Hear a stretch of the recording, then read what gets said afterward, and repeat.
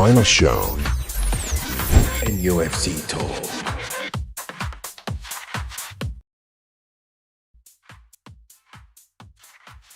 Good afternoon, welcome to NUFC Talk with me, Boaky, and Christina in a little while. We're going to do the final shouts show. Before we get started, can I just ask you to whack the like button, subscribe if you're new around here, and if you can, please become a member for a small monthly fee. We'll love all your chats and we'll try to read out as many as possible. However, the only way we can guarantee that the chats get read is for it to be a super chat. So how we're all feeling after yesterday, is it a better feeling this morning, waking up, after a win?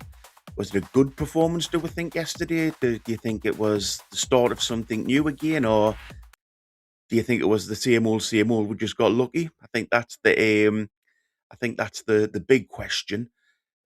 From inside the ground, it was a little bit fearful, a little bit frightening, a little bit of, trepidation whenever we lost the ball because we knew what had happened earlier in the season.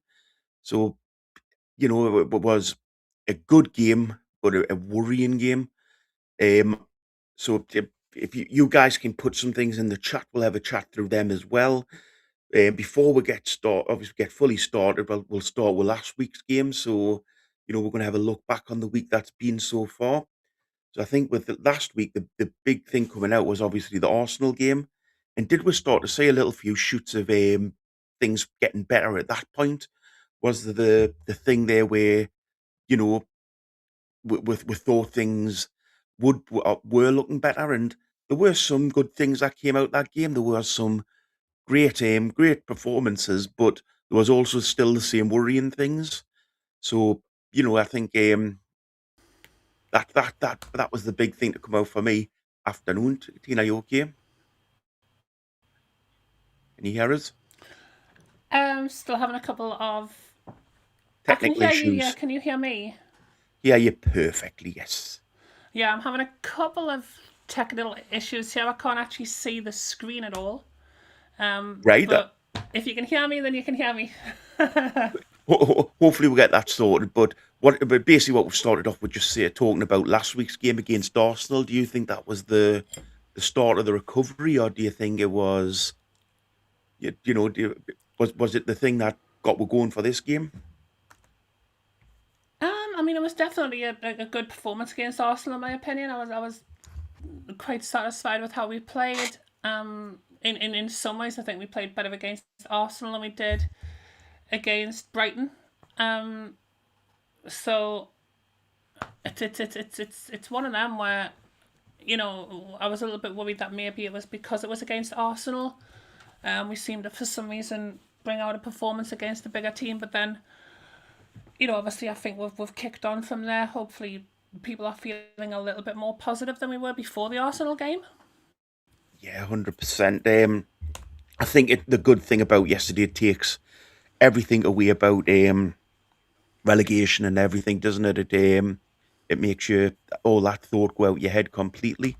I've got to apologise as well because I've got a cold coming on. I can feel it. So if I sound a bit chesty or throaty, then that's the reason why. And Wissa, I'm sure that you'll get lucky at some point, mate. A great guy like you always will. So I think the Arsenal game.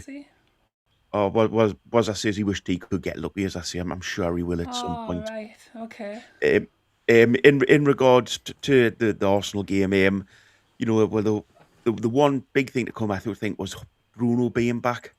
Getting Bruno them extra little few minutes on the pitch, and I think he's proved over the last few weeks what a difference he makes to this team, what a difference that guy is to our squad and our actual team. Yeah, I mean, I think we kind of, we knew that when we were looking at it again statistically, which obviously we had a bit of a debate through the week about how much you can take credence from statistics, but there's always been that almost a cloud over us, or maybe a silver lining. I don't know how you would look at it, where when Bruno doesn't play, we don't play as well. We had a record where we've not won a game without Bruno since he came. Obviously, we turned the corner on that, but yeah, when he came back against Arsenal, I mean, he's just got such a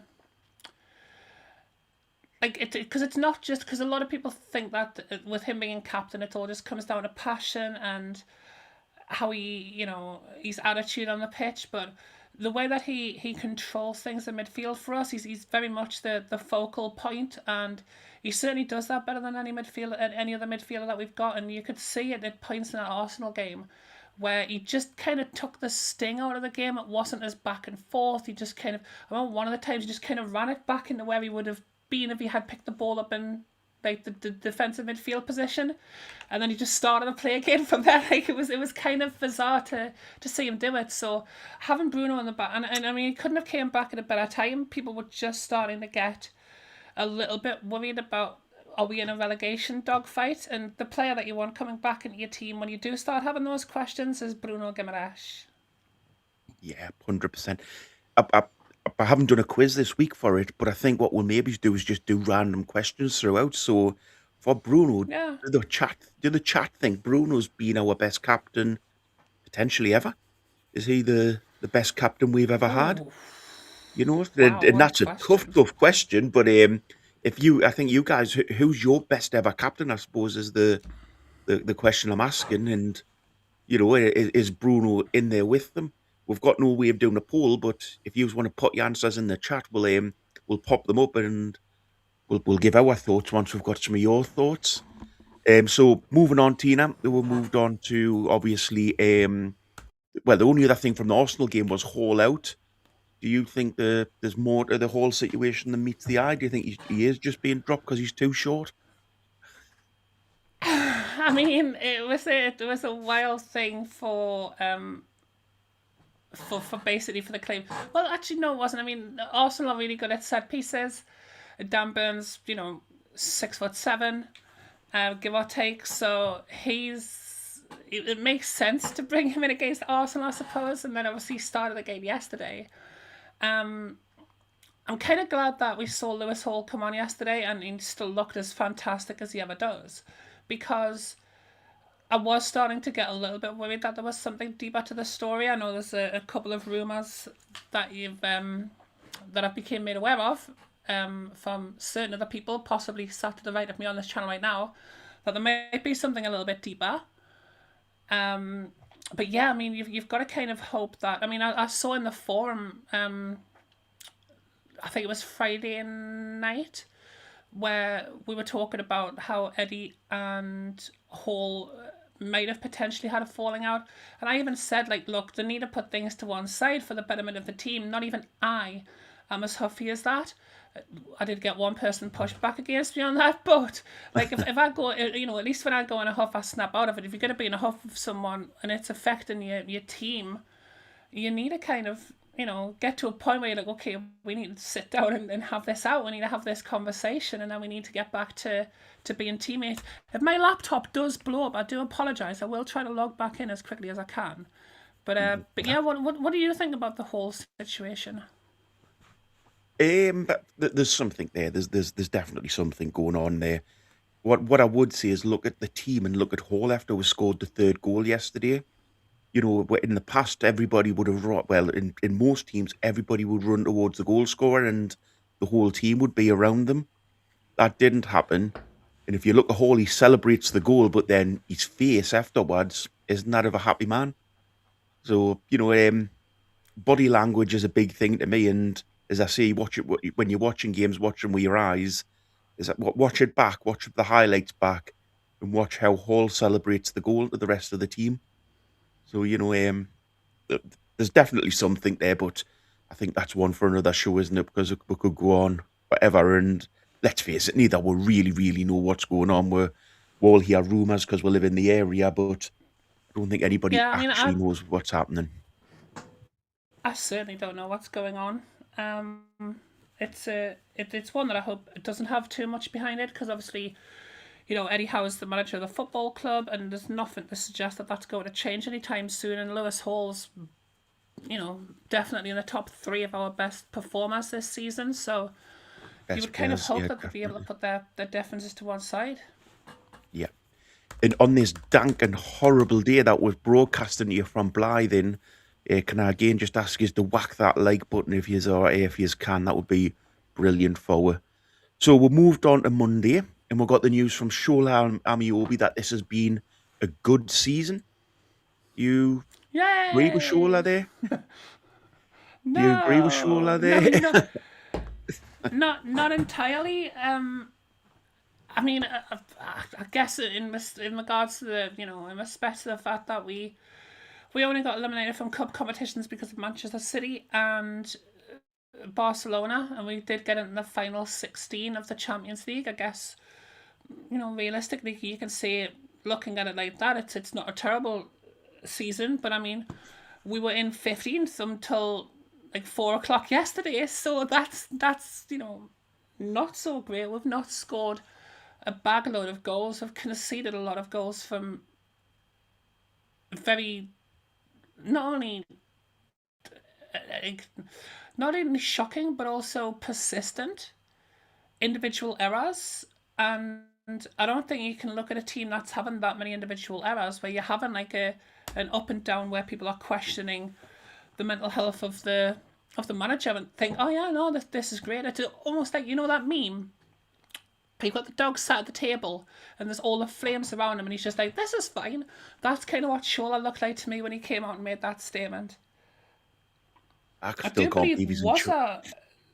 He Oh, has. sorry, go on. I'm just going to. No. I'll go and I'll let you read it out, but I'll just pop it up. Yeah, well, I mean, I still can't see the screen, but I do have it up on my phone because I've got my phone down to the left here.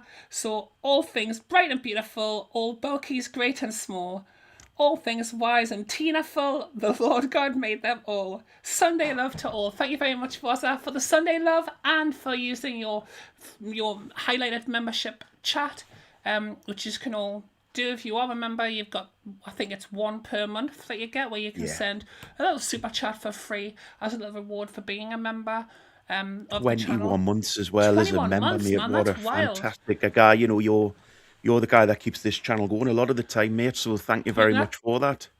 That's coming up to 2 years, Are you getting good at your maths? I am. I mean, I'm not, but I nailed that one. It took us a second the whole time you were talking. I was like, 21, 22, 23. Oh, yeah, 24. That's close. No, but I think Shola's always just the positive guy around the club, isn't he? He's quite a religious guy as well. But that's got nothing really to do with it. But he's sort of always the guy that they put out when they want a positive news story because he's just that way naturally. To me, yeah, there's been good points to this season, but have we had a great season? I certainly don't think you can ever come out and say that.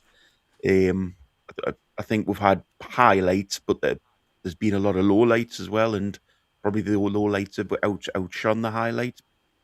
But again, we don't want to get down after a win, so we'll not go too Ironically, far. the next time I go to the hairdressers, I am actually getting some lowlights put in my hair. Oh, so are you? that's something to relate it to. I mean, if I bother to actually book myself a hair appointment, but yeah, I need to that's get the I need to get idea. I need to get mine cut as well. I think I need some more stuck on, to be honest. In some places, it's beginning to gone. So, and the other thing that came up was Monday was how do we solve a problem like Woltemade? What we're going to do with this lad? We know he's a great player, but how does he get a chance if he's sitting on the bench? I mean, I thought in the Arsenal game we were starting to see flashes of what Eddie Howe had been talking about, where he suggested that he just needed a little bit more time to have like full player training sessions with Nick. And when he came on against Arsenal, I mean, he looked like a different player to what we've seen for 80% of the season. And I did start thinking that was going to be the start of him showing us once again the type of player that he can become. But then, he's not played yesterday at all. He didn't look very happy in the team photo after the game. So it is a little bit worrying. Again, it's one of them. I guess it's, I would love us to keep Nick Woltemade. I do genuinely believe that he is, a future superstar for this club if we get it right with him. But you've got to, as a manager, you've got to have players that you can actually work with. And if it's not going to work with Eddie, then I mean, I guess at some level we need to just kind of accept that. But it would be a shame if we do waste his talent. I said the other night he's going to go on somewhere. He's either going to become good here, or he's going to go on somewhere else, and we're going to be so mad about 3 or 4 years down the line when he becomes the player that he's going to be. Is your cat doing something it shouldn't be, Tina? Yeah, did you say that? Sorry about that. Yeah, no, I've got two cats. I've got a nice cat, and I've got an evil cat, and the evil cat just tried to jump up onto the top of our little cat tree that she's got, but she doesn't do it in a very conventional way. She kind of wall runs it like she's in a video game, and she nearly pulled the whole thing down, which was then going to crash into my gaming monitor. So I was just keeping an eye on that for a second. But Yeah. but yeah, what's your thoughts on the Woltemade and Isula situation? I just want to see the lad given a chance. He's a German, and we keep forgetting he's a German international striker. He's a good, great player, but he's just not getting a chance at Newcastle at the minute. That's the big issue. And is that going to change over the next few months? Is he going to get that chance? Is he going to, for the next few months, next few games? I meant, because we've only got 3 left. Is that going to change, or is he just not going to be given a chance whatsoever? He's just going to be sat on the bench. It's a strange situation with him. Mind you, the one player I think that is keep them out the team is probably the player that I'm beginning to think might be the best player we've got in regards to Osula. Da, You know, da, da, da, da, da, da. Do you know what it is? I love Osula. He's fast becoming one of my favourite players.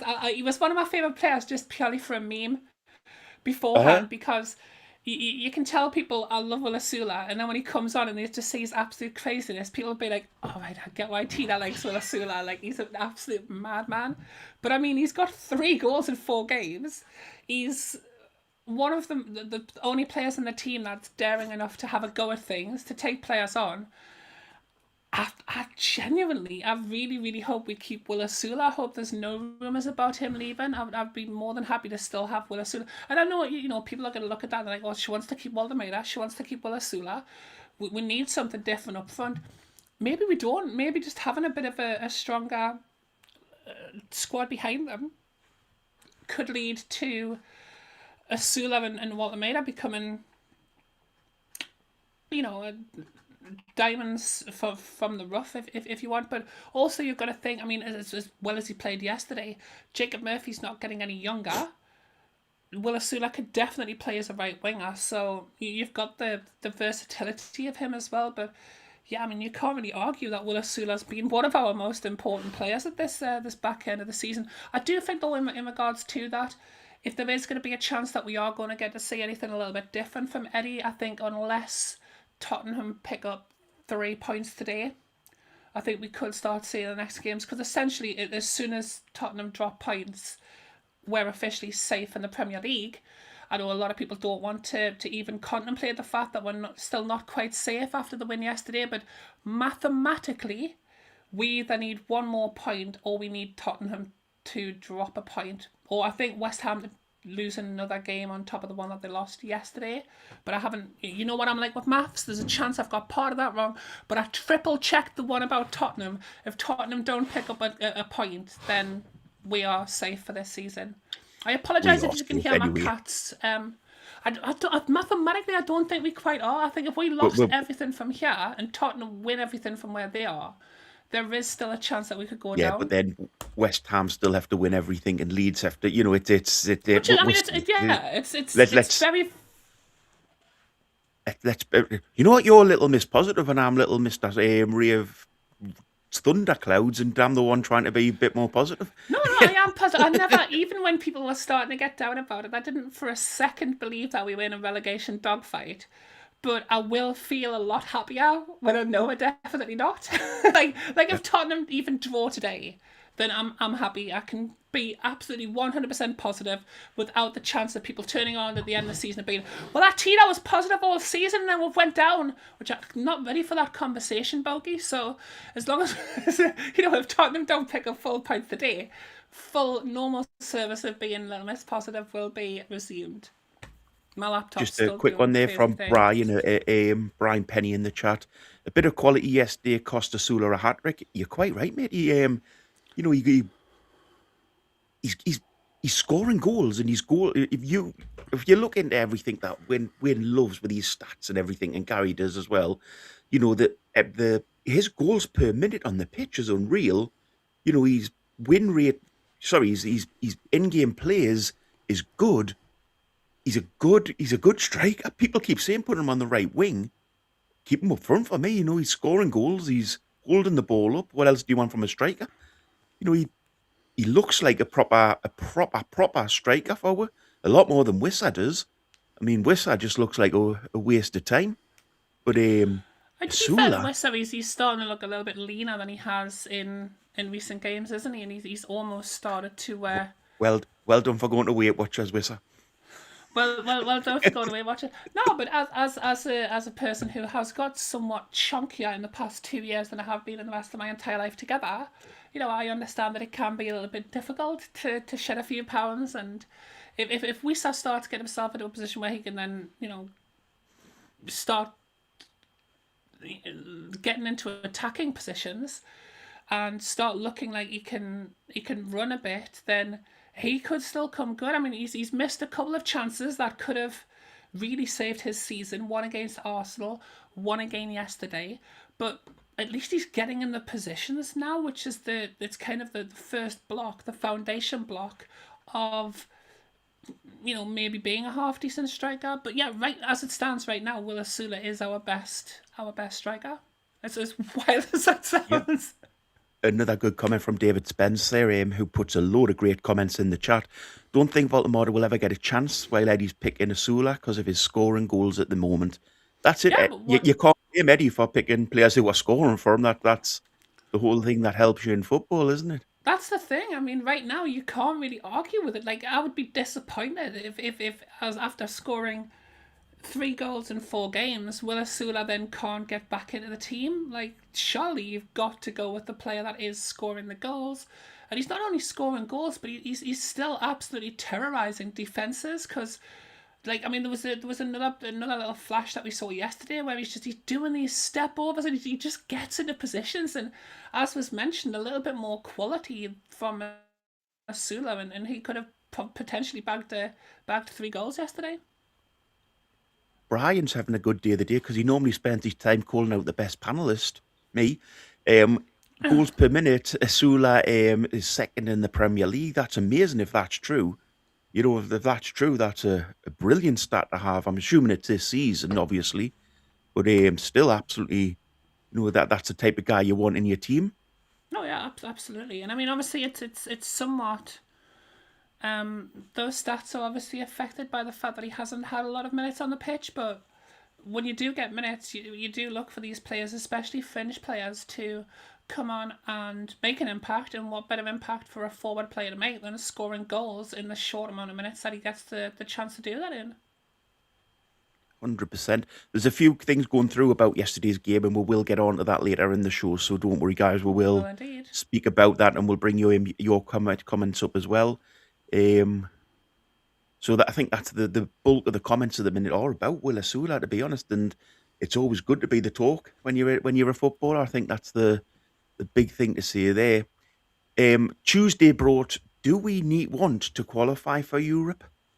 Which is a strange question asking itself, but do you think we want to qualify for Europe this year? If it's going to be a lower competition, or do you think the best bet is not to and have a season of not playing as many games and get ourselves further up the league? And while you think about that, I'll do the super chat from Wissa. Thank you very much. At last, a win to celebrate. Big Sunday dinner for me. I hope you really enjoy that dinner, Wissa. I hope you've got at least 4 meats on it and a big Yorkie pudding. I hope you have 0 meats on it, but still enjoy it nonetheless. Yeah. Why can't I like that comment? That's weird. It's letting me report it, but it's not letting me give it a like. I usually give what? Oh my gosh! Why? I think all Wizza's comments can be reported now is the big thing. It's not letting me like it at all. That's wild. So do you think we need Europe, Tina, or do you think we don't want Europe? Well, it's a strange one, isn't it? Because if we do make it in any European competition, and we've got stricter financial rules that we've got to stick to. So in that respect, maybe missing out on Europe wouldn't be the worst situation. We've also then got a more chill season next season. The thing that we risk falling into then is if next season Eddie Howe gets us back into the Champions League, do we end up the season after in exactly the same position that we are now, where we're questioning whether Eddie Howe can manage that extra game per week? I can see both sides of the coin here, because if we don't get Europe, it's going to be harder to attract players. But at the same time, we'll have more spending freedom. And if we do get Europe, it's only going to be the Conference League. But potentially, could we then win that trophy and get a second trophy in 3 years into a trophy cabinet that's had like 3 generations of spiders living in there before anything else in regards to silverware ever joined them? Like, they'd even stopped like dusting it out, because we're like, oh, it's a family in there now, we might as well just leave them. So it would I can see pros and cons, and I know I'm a little bit of a fence sitter with that, but you've got to look at it realistically. There's definitely a shout for both of whether we make Europe or not. I think for me, you always want to be in Europe, didn't you? You always want to have them European nights at Newcastle. Oh, sorry. You want to have them European nights at Newcastle. It's a strange one, though, because I do get that, is Europa League really something we want to be going into? Oh, if we get Europa League, I'd take it 100%. I was thinking of this as Conference League. Conference or Europa, is it really something we want to go into? We know we can go in and win it, so yeah, you do really. I mean, let's be honest, you do want Europe no matter what. You want those nights at the St James's Park, don't you? I think it depends how good the planning is for the recruitment this summer. If we are going to need that extra 15% on the CSR or whatever it's called now, then potentially not qualifying for Europe gives us that little freedom. But if we're tight with it, we know exactly who we're getting rid of and we're making good profits on that, and we've got some sort of recruitment idea in mind for bringing players in already that aren't going to burst the bank, then yeah, let them have their first season winning a European trophy, even in the famous black and white. 100%. Did anybody say anything about that captain's question before, by the way? Because no. Does anybody in question? Best captain at Newcastle? I'm saying is Bruno the best captain that Newcastle have had. So you guys in the chat, if you've got any thoughts on it, go for it. Give us the answer. I think there's too much about the game yesterday to talk about for the chat. I mean, I see you've highlighted it. Yeah, I was just about to mention that comment. Yep. But yeah, go ahead. Sorry. Go on, then you go for it. I mean, I can't see it now. If you want to quickly read it, and then I'll respond to it. Joe Linton is as good a player as people claim. He's got a good game in every 5. And he's apparently back rinse and repeat for Willock. Strong disagree. What's your thoughts on Joe Linton? Strong disagree. I think Joe Linton's an absolute fantastic player for Newcastle United. I think he's prone to. I think the stats are the wrong way around from Abbott there. I think 1 in 5 games he's prone to have a terrible game. 1 in every 4 games he's prone to accidentally try to chin somebody.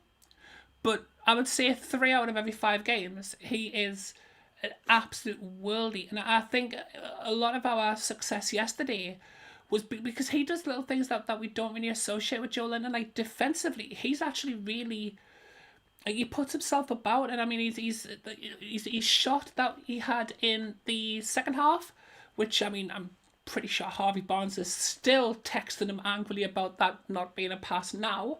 But the run before that, I mean, Joe Linton he's a very, very talented player. He's good with his feet. He's built like, a boxer. I absolutely love Joe Linton, and I have done since he got dropped in the midfield. I've been a massive fan of Joe Linton, and I know that he didn't start the season so well, and I do think that we probably need to upgrade slightly on him going into next season, but I'd be devastated if he leaves. I think having him there to bring on some of that J7 brand of Brazilian magic, which is a very different Brazilian magic to what you'd normally associate with like Bruno or R9 or Ronaldinho. But Joe Linton's he's a player into himself, and I'm big fan. 100%. We are beginning to get a few of the captains through there. I think a few are tongue in cheek, should we say? But what we got? Let me have a little look at what we've got. I'm having to scroll back on my phone. We've got Bobby Moncur, great captain. Well done, Wissa. You're right. You don't know who Bobby Moncur is? No. Bloody hell! He won with the cup. He won with the what was it? The European Cup. Miley as captain from wow. I'm not even going to try to say that name, but Feach. I've got no idea who Colin Feach is, to be honest. I have a very specific reason for knowing who Colin Veach is. Because Do we want to know? I'm friends with one of his family members. Right. So it was yeah, and there's so yeah, I'm aware of him as a player, even though I clearly don't know many players from them back in the day, shall we say. Colin Veach just happens to be one of the ones that I do actually know, and yeah, but apparently he was quite successful. I got a bit of a history lesson when I was speaking right. to this other person. I'll not drop names just in case they don't want to be mentioned. Although we're not on live radio now, so we could probably just delete things that we don't want. But yeah, I am. I'm a fan of Colin Veach, despite never having seen him play football, because I know one of his family members who's really cool. So yeah. Colin Veach, David saying, Colin Veach, a scholar and a gentleman, Newcastle United's most successful ever captain. What did you say at the end? You were and still are the greatest. No relation. As I say, I'm guessing he must have been 80s, 90s. Yeah, I mean, he was the team that won the first cup. I had to search for ages because it took me absolutely ages to find, because obviously the 60s, 70s. I can't remember exactly what it was. I think it was like 74, 75. I might be wrong with that. But I was getting made to, because he told me that he was related to a player from like this team back in the day. It took me absolutely ages to just relate that it was who it was. So I had to go through like Wikipedia links and all this. It took me absolutely ages. But yeah, he was genuinely a good captain for the team. So I would say I would give him Colin Veach the plundered as being the applauded as being the best captain for the town. Is everybody in the chat okay with that? I personally would have. Sorry, go on. No, go on. I personally would have probably went with Bruno as the cup winning captain this time, but wow. I am happy to be proven wrong. See, I would personally have put Kieran Trippier above Bruno, even though I love Bruno more as like now, but I think Kieran Trippier, like, he kind of saved this team from like with the captain's armor. Like, he came in and really changed everything about us. Like when we first when Eddie Howe first took over, when Kieran Trippier was in the side, we were a different side to what we had the whole rest of the season. Thank you very much for the super chat again there. Tina, Moncur, really? You bombed, pet. I mean, look, what can I say? I'm just too young to remember that player. I apologise. So we'll move on because I'm getting well behind with schedule, but that doesn't matter now, does it? Wednesday, new schedule now. How about we went all professional? Well, we haven't got a script either. Basically, I've got a couple of bullet points that I wrote down 5 minutes before this. That'll do. So we'll move on to Wednesday. Talk of the new stadium again. Do we go through this one again? What do you think is going to happen? Do you think we're all going to get a new stadium? Do you think we're going to stay where we are and redevelop? Does something need to be released, or do we just sit here now and just think we're at St James's Park? We all love it. Let's just stay where we are. I mean, I think the ideal outcome would just be being allowed to build those last two stands of St James's Park and give us the San Siro of Newcastle that we were looking for from about like 25, 30 years ago. Obviously, there's restrictions and red tape that's stopping us from doing that. But I think a decision's going to be made. I think it's either going to be that we do get the permission to extend the stadium the way that we've been trying to, or we build a new one, and I think we will do that. I think the noises coming out of PIF do suggest that is the plan. I think if it was under any other ownership, I wouldn't be as convinced that we are going to do that. But there's nothing that I've seen that suggests it won't happen, but there's also nothing that I've seen that suggests it's going to happen anytime soon. That's it. I think maybe what the club need to do is say, look, come out and just say, look, we do want to have it to do the stadium, but it's long-term plans. So don't expect anything to be released or to be said soon. And anything that, comes out in the press, we'll update you first. There's nothing actually in the pipeline at the minute. And if you do something like that, I think fans will accept it. Fans will put up with that. It's an answer. Whereas I think if you just keep drip feeding the press that, yes, we're looking at this, yes, we're looking at that, it becomes a little bit of one of these things where you think to yourselves, hang on, yous are just using this to like as a fish with a hook in front of it. You want me to keep coming with yous. So I just think Yeah, I it's mean, I one of those think, things that you want is you don't want to just keep hearing the same thing month in, month out. yeah, I can understand them mentioning it this week because they've had this big, highly talked about meeting at Matfin Hall. So I think they had to release some sort of statement about something, otherwise people would be like, "Oh, well, that was underwhelming." But outside of that, I would think now don't mention it until we've actually got a definitive plan, got a definitive plot of land if it is moving from St James's Park, or are ready to start building. Until then, just stay quiet. There's no point giving us another, oh, by the way, we're going to build a stadium. Yeah, yeah, I get it. And I'm going to finally clean out my shed. Like, I've been saying it for 25 years. Maybe it's when I get married, I'll convince him to do it. Like, it's not a real plan. It's just I tell myself it. So I don't feel bad for not having cleaned my shed. It's kind of one of Yeah. them. I think we'll things will happen. I mean, something's got to happen with St James's because it's got to be updated at least. I mean, it's getting old and knackered now in itself. It's don't get us wrong, I love the place, but there's going to have to be work done on it. So decisions are going to have to be made at some point on that, and it's still an interesting one, and we're still all we wanted to be city centre. Let's be honest. I know we've looked at live different areas over and over, but I think moving out to St James's would be an absolute nightmare for the sorry, moving out to Newcastle would be a nightmare for not just Newcastle United but also the city council, the bars. We want to keep that city centre location. It's just how we do it. Whether you know Yeah. the they play hardball with the council over Lee's Terrace, or they play hardball with the council over in regards to Lee's Park. So let's see what happens with that. But I think the club could help a lot by just kicking it into the long grass a little bit.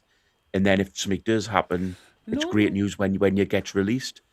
Um, the big one for me is the training ground. I think that was the other thing that was discussed. And do we want to see movement now? I expect it to be, in all honesty, on Friday when we came out of that meeting, there'd be a press release if we're getting the land and the new training ground getting started, but still doesn't seem to be anything on that. Wishful thinking, young Padawan. I know. Yeah, no. D- I think, the decision on the training ground is probably closer than it's been, like in regards to the actual stadium. But I mean, we've been saying this since just after Christmas, haven't we? So there is a chance that we are no further on. But I think, a full training facility and developing everything on that side and like youth training side is a priority. At least that's what we keep getting told. But again, I think now until you start building the training ground, like don't mention it. Like there's no need to. I mean, we can mention it, but as for the club, I wouldn't come out and make a statement like, "Oh, by the way, we're still going to build a training ground." Like, there's got to be a point where you look at it and think, "Okay, now we need to actually do it, or just stop telling people we're going to do it." That's it. It's the thing that annoys me, and you know this, and you know this, Tina, is when we have them losses, we have those bad games, and all of a sudden it's all over by local journalists that, we're getting this multi-million, £200 million training ground. We get Mm-hmm. pictures of areas where it's going to be, what's going to be there, and then nothing's actually happening with it. Nothing actually goes ahead. It just always feels a little bit like they use it as a not an excuse mechanism, but a let's change the news agenda mechanism with it. So I Yeah, think and I mean it's maybe that is part of the plan. I mean, managers sometimes come out and do that for players, where they'll kind of bubble wrap a player and take the emphasis away from them, and maybe the hierarchy have decided to do that for the manager and the team. But it would be a bizarre thing because I don't think there's ever been a team in history that has needed to do that for themselves, rather than just coming out and being like, yeah, you know what, we were a little bit stinky in that game. But I guess because we did have a lot of press conferences in a row where Eddie Howe was literally just saying, I need to learn from this, we need to learn from this. And I guess after you've said that 6 or 7 times, you need something, don't you? So that's when you're like, I tell you what, tell them I've got a stadium coming. And yeah, maybe it is just deflection, or maybe it's just we're a little bit clueless in regards to what we're doing, but very excited about what we're doing. So like, oh, we're gonna build this, we're gonna build that. We've had another conversation here, and nothing's really getting forward because you've got a lot of steps to do still. But we're just overly excited about it, and so trying to tell our fans about it. Because I think that the problem is when this new regime took over, we we went very quickly from we just don't want to be on a Mike Ashley to okay, we want to be a mega power. And I think it was because it was presented to us as that. Obviously being the richest, having the richest owners on the planet by a considerably clear margin added to that expectation, I think. And I never really got wrapped up in it too much, but I can see why there's an excitement level that the hierarchy would want us to keep and want to keep taking advantage of. Like, look at all the hype for all of the old retro kits that we've released, and it did look like good times were coming back to Tyneside. And then, we're having a season where things look like they've stagnated. People have started saying, oh, the vision's over, the plan's over, the project's over. Like, there's been a lot of very hyperbolic reactions to what we've seen on the pitch this season. So if it is just to try to deflect attention away from what's going on the pitch, hopefully this will be the last season that we need to do that. 100%. Was I saying there? Couldn't give a Robin Hood about the training ground. I want a new stadium and in top rank players. Piff, get your fingers out. Couldn't put it better, was I? I could have. I could have read what you actually wrote, but no, I couldn't put it better than that, mate. You're right. We need to see actions, not words now. That's So the one thing that I would remind people of though is that this is still better than we had under Mike Ashley, and maybe we should take a little bit of pressure off PIF. Like they've saved the club from Mike Ashley. They're investing in players and transfer windows. They're investing in bringing they brought Adidas back, which I think is a big thing. We've no longer got tops that you buy from the club shop, and you try to get Joe Linton on the back, and it's literally got the name Joe and then the name Linton, and for some reason have him down as the number 6. Like, we've moved on from the Castoria days, the Puma days, and I love Puma, but we had a black cat on our t-shirt for 2 years, which isn't ideal for a team that's biggest rival is the Black Cats. And now we've got Adidas, and we've got all these memories of what it was like under Keegan, what it was like with Alan Shearer and Les Ferdinand and Tino Asprilla and Gary Speed and all these fantastic players who played for us in a time when we were the entertainers. Or then the season under Bobby Robson when we were the young guns, and we had Dyer and Ginas and Bellamy. All of this happened with Adidas stripes all over our football tops. And I think, they have moved us back in the right direction already. And I think we just need to kind of, and I get this season's not been a season where I can get away with saying this as much as I was when I first made that fated call into the radio phone in, and then got a message off Chris like half an hour later of, all right, if we want to come do that a little bit more. But I turned up then and I literally sounded off with, we're eating good, let's just calm down. And there is still a bit of in the back of my mind, I still kind of feel that, like, look, compared to where we were in Mike Ashley, we are eating good. We're having a good big Yorkshire pudding. We've got a nice little dessert. Oh, I've just remembered I've got cheesecake for after the show. We've got a nice dessert in the fridge. Let's just sit and enjoy our meal for a little bit. Yeah, it's not been the best season on the pitch, so people are now looking for ways to get rid of that frustration, and I get that. I do get that. It's never nice to feel any sort of worry or any sort of negativity inside you. A lot of people do. These days we see a lot of people take it to social media and they'll just pick a subject and just rant about it. Things that have got nothing at all to do with them, and they'll just rant about it to get these feelings out. And I think when your feeling is directed at a football team and wanting your team to be as successful as, let's be honest, had it not been for the Mike Ashley years, we would probably be in a much better position now than we have been, and we'd already be further on in this project. So I totally get it, but at the same time, let's not start turning on PIF. You know, let's enjoy what they're doing for us at the moment, at least. Sorry, that was a bit of a monologue. Are you still there, Boaky? Yeah, I'm quite happy just reading through the chat. I've got literally no. All right, so thanks for listening to us, like Boaky. I appreciate that. I've got literally no screen, so for all I knew while I was talking there, you could have just switched me off and just continued the show without me. And I was just like, I forgot I've got comms. I can mute you, can't I? Don't do that. But no, I agree with you. I agree what you said. You're right there. And there's some good points coming through the chat. Michael, who is Mr. Positive in the chat always and loves just is a great guy. He always comes in with these great comments. Yeah, I like Michael. I think he's better got than a Ashley, mindset but to even me. he's got a thing on the stadium. Better than Ashley, but still we're stuck as a mid-table club looking over our achievements. That's exactly the point, mate. We've been promised that we're going to be this big club by 2030. That's a new question for the chat. Does anybody in the chat believe we will be challenging for the Premier League in 2030? So do any of you guys out there think, yes, this project's moving in that direction, and by 2030 we're going to be challenging for the Premier League? So answers in the chat to that one.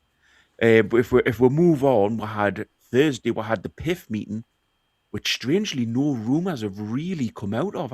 There's been Eddie Howe talked about it a little bit in the press conference, but nothing of any substance, and there's been no big news announced or nothing happened to that. Were you disappointed about that, or do you think it's a good thing?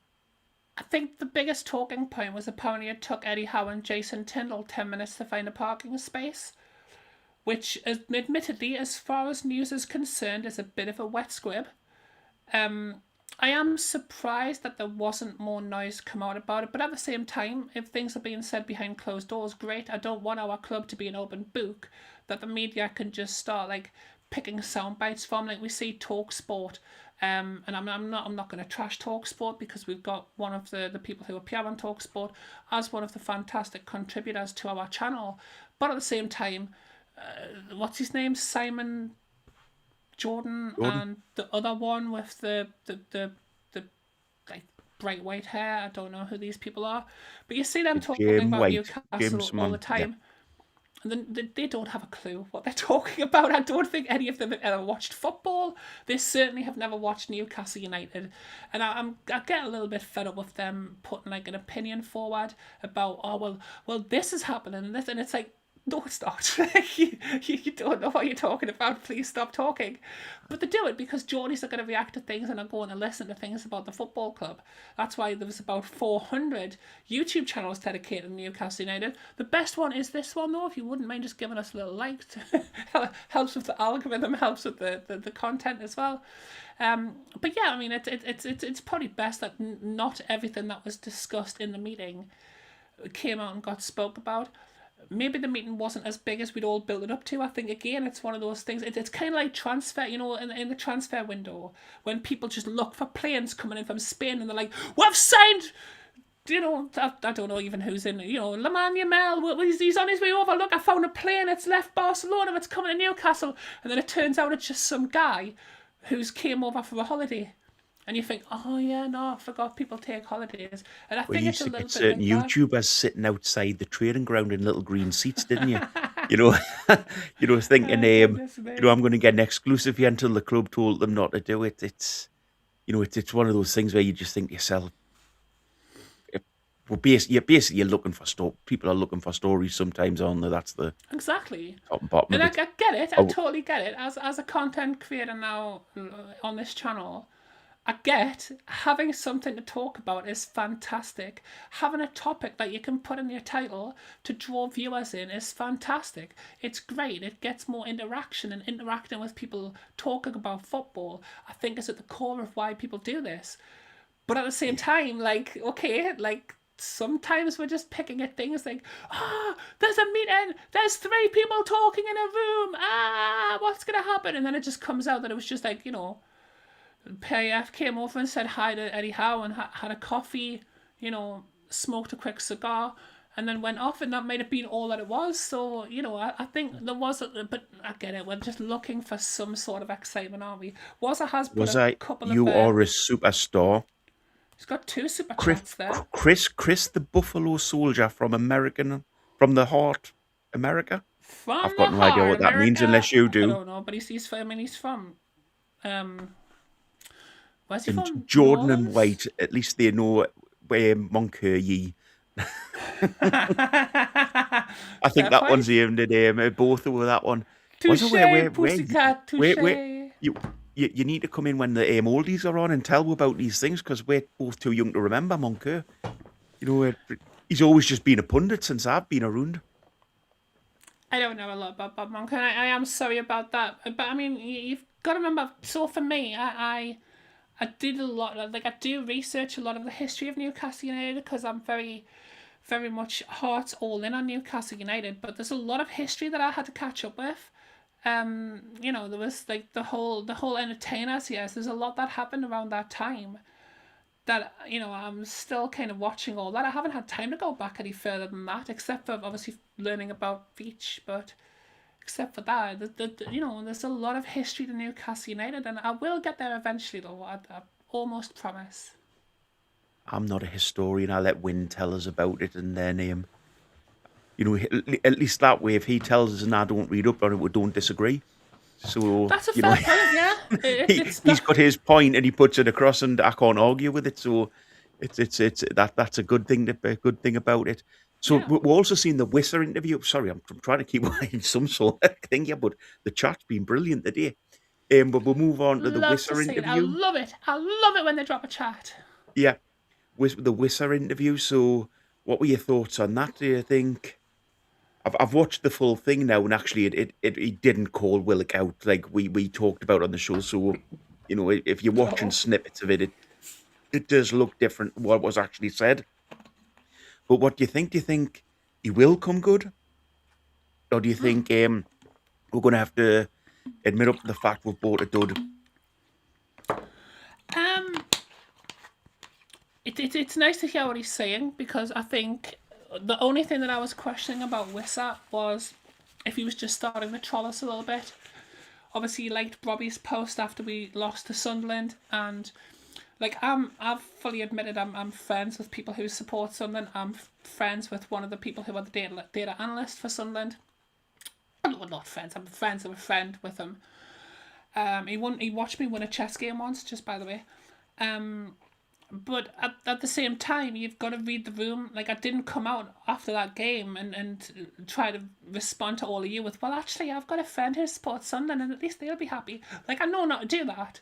You read the room. You know, you look at it from a Newcastle perspective, and he definitely didn't do that. And then I saw a couple of games where there was a massive lack of effort, at least in my opinion. I mean, obviously, I don't know how he was thinking about it, but to me, it looked like there was a lack of effort. So I had even given up on Wissa.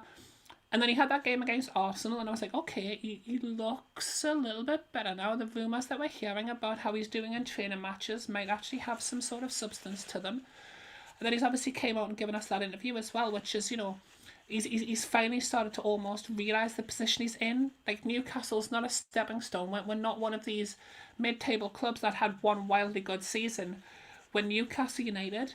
We're a massive brand with a lot of history. And I think when he came out and said that he wanted to become a good player for Newcastle and he wanted to earn his spot here, I think as much as it might just be, you know, it's professional football at talk, isn't it? But at the same time, it's definitely better than I'm liking, you know, Man of the Match award posts from teams that have just beat us.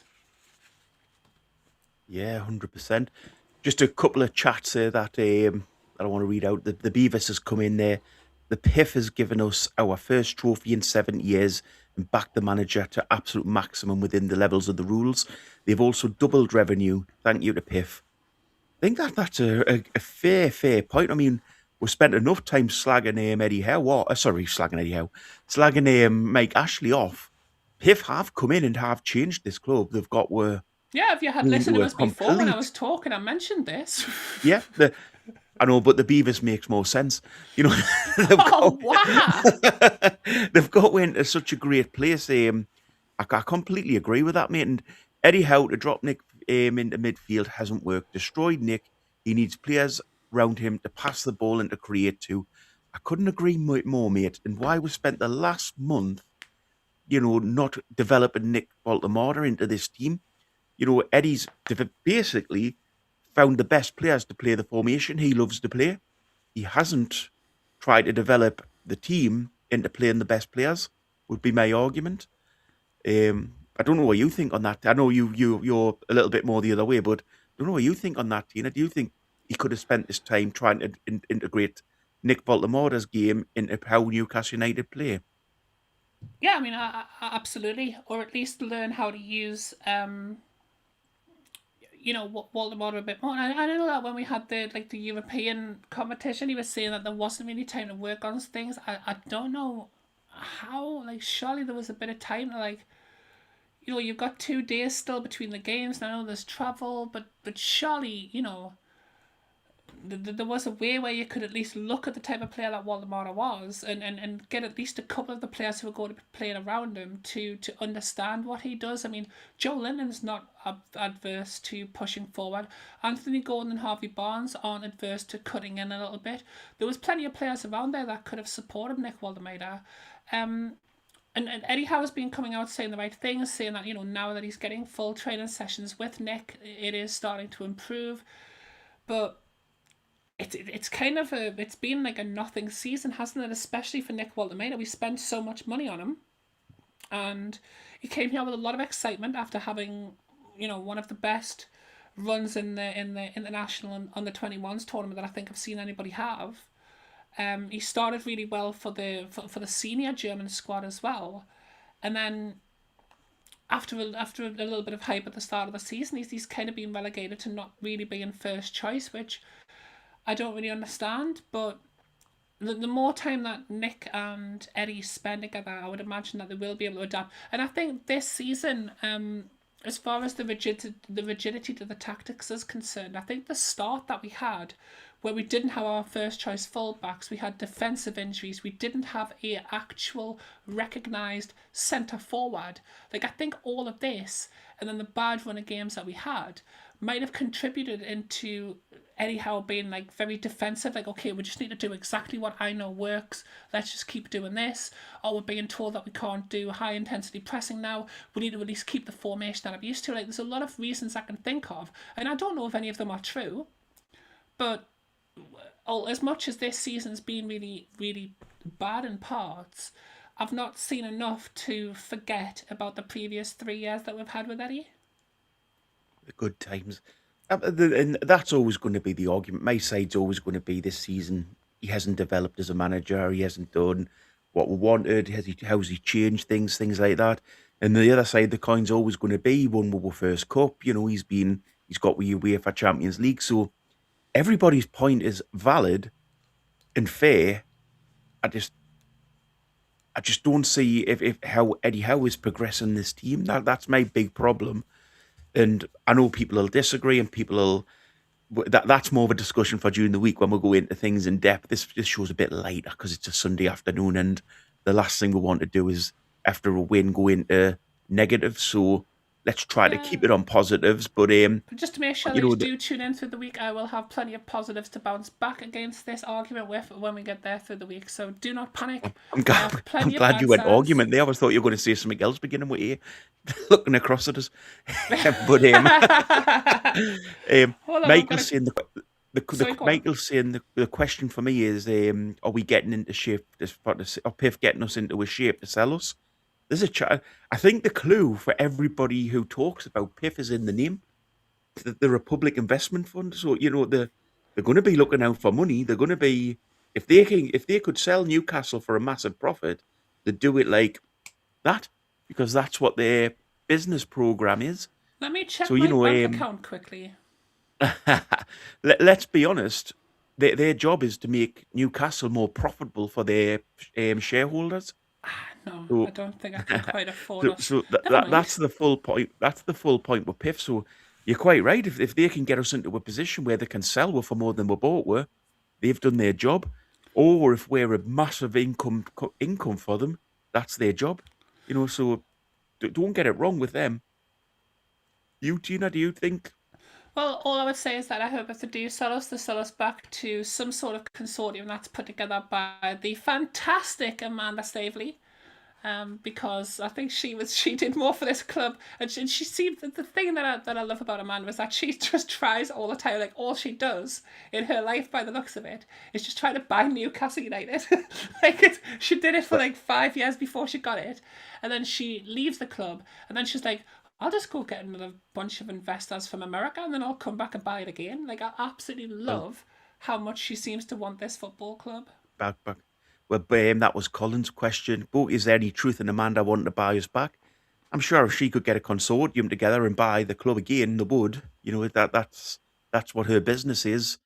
I don't think they'd get them for as cheap as they managed to buy. Well, last time's the big thing. I think when you look back now, getting this club for £300 million, even for the money they've had to invest and for losing the rights in obviously for the football broadcasting, it was still a hell of a buy for them. You know, it was still something massive that for the price they paid, that they're always going to get the money back.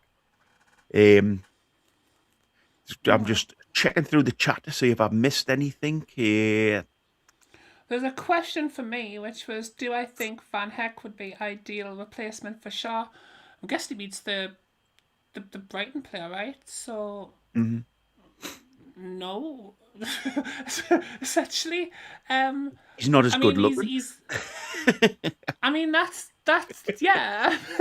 I mean, well, replacing Cher. I mean, I'm thinking, maybe Ferran Torres.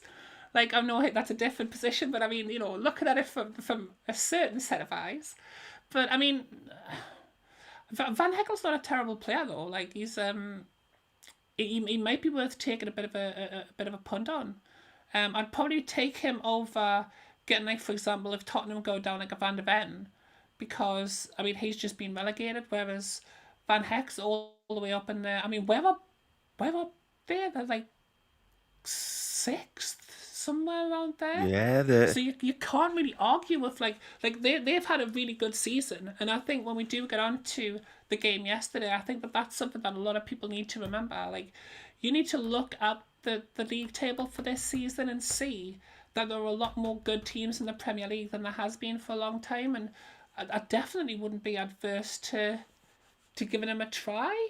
Like he's a pretty good defender, isn't he?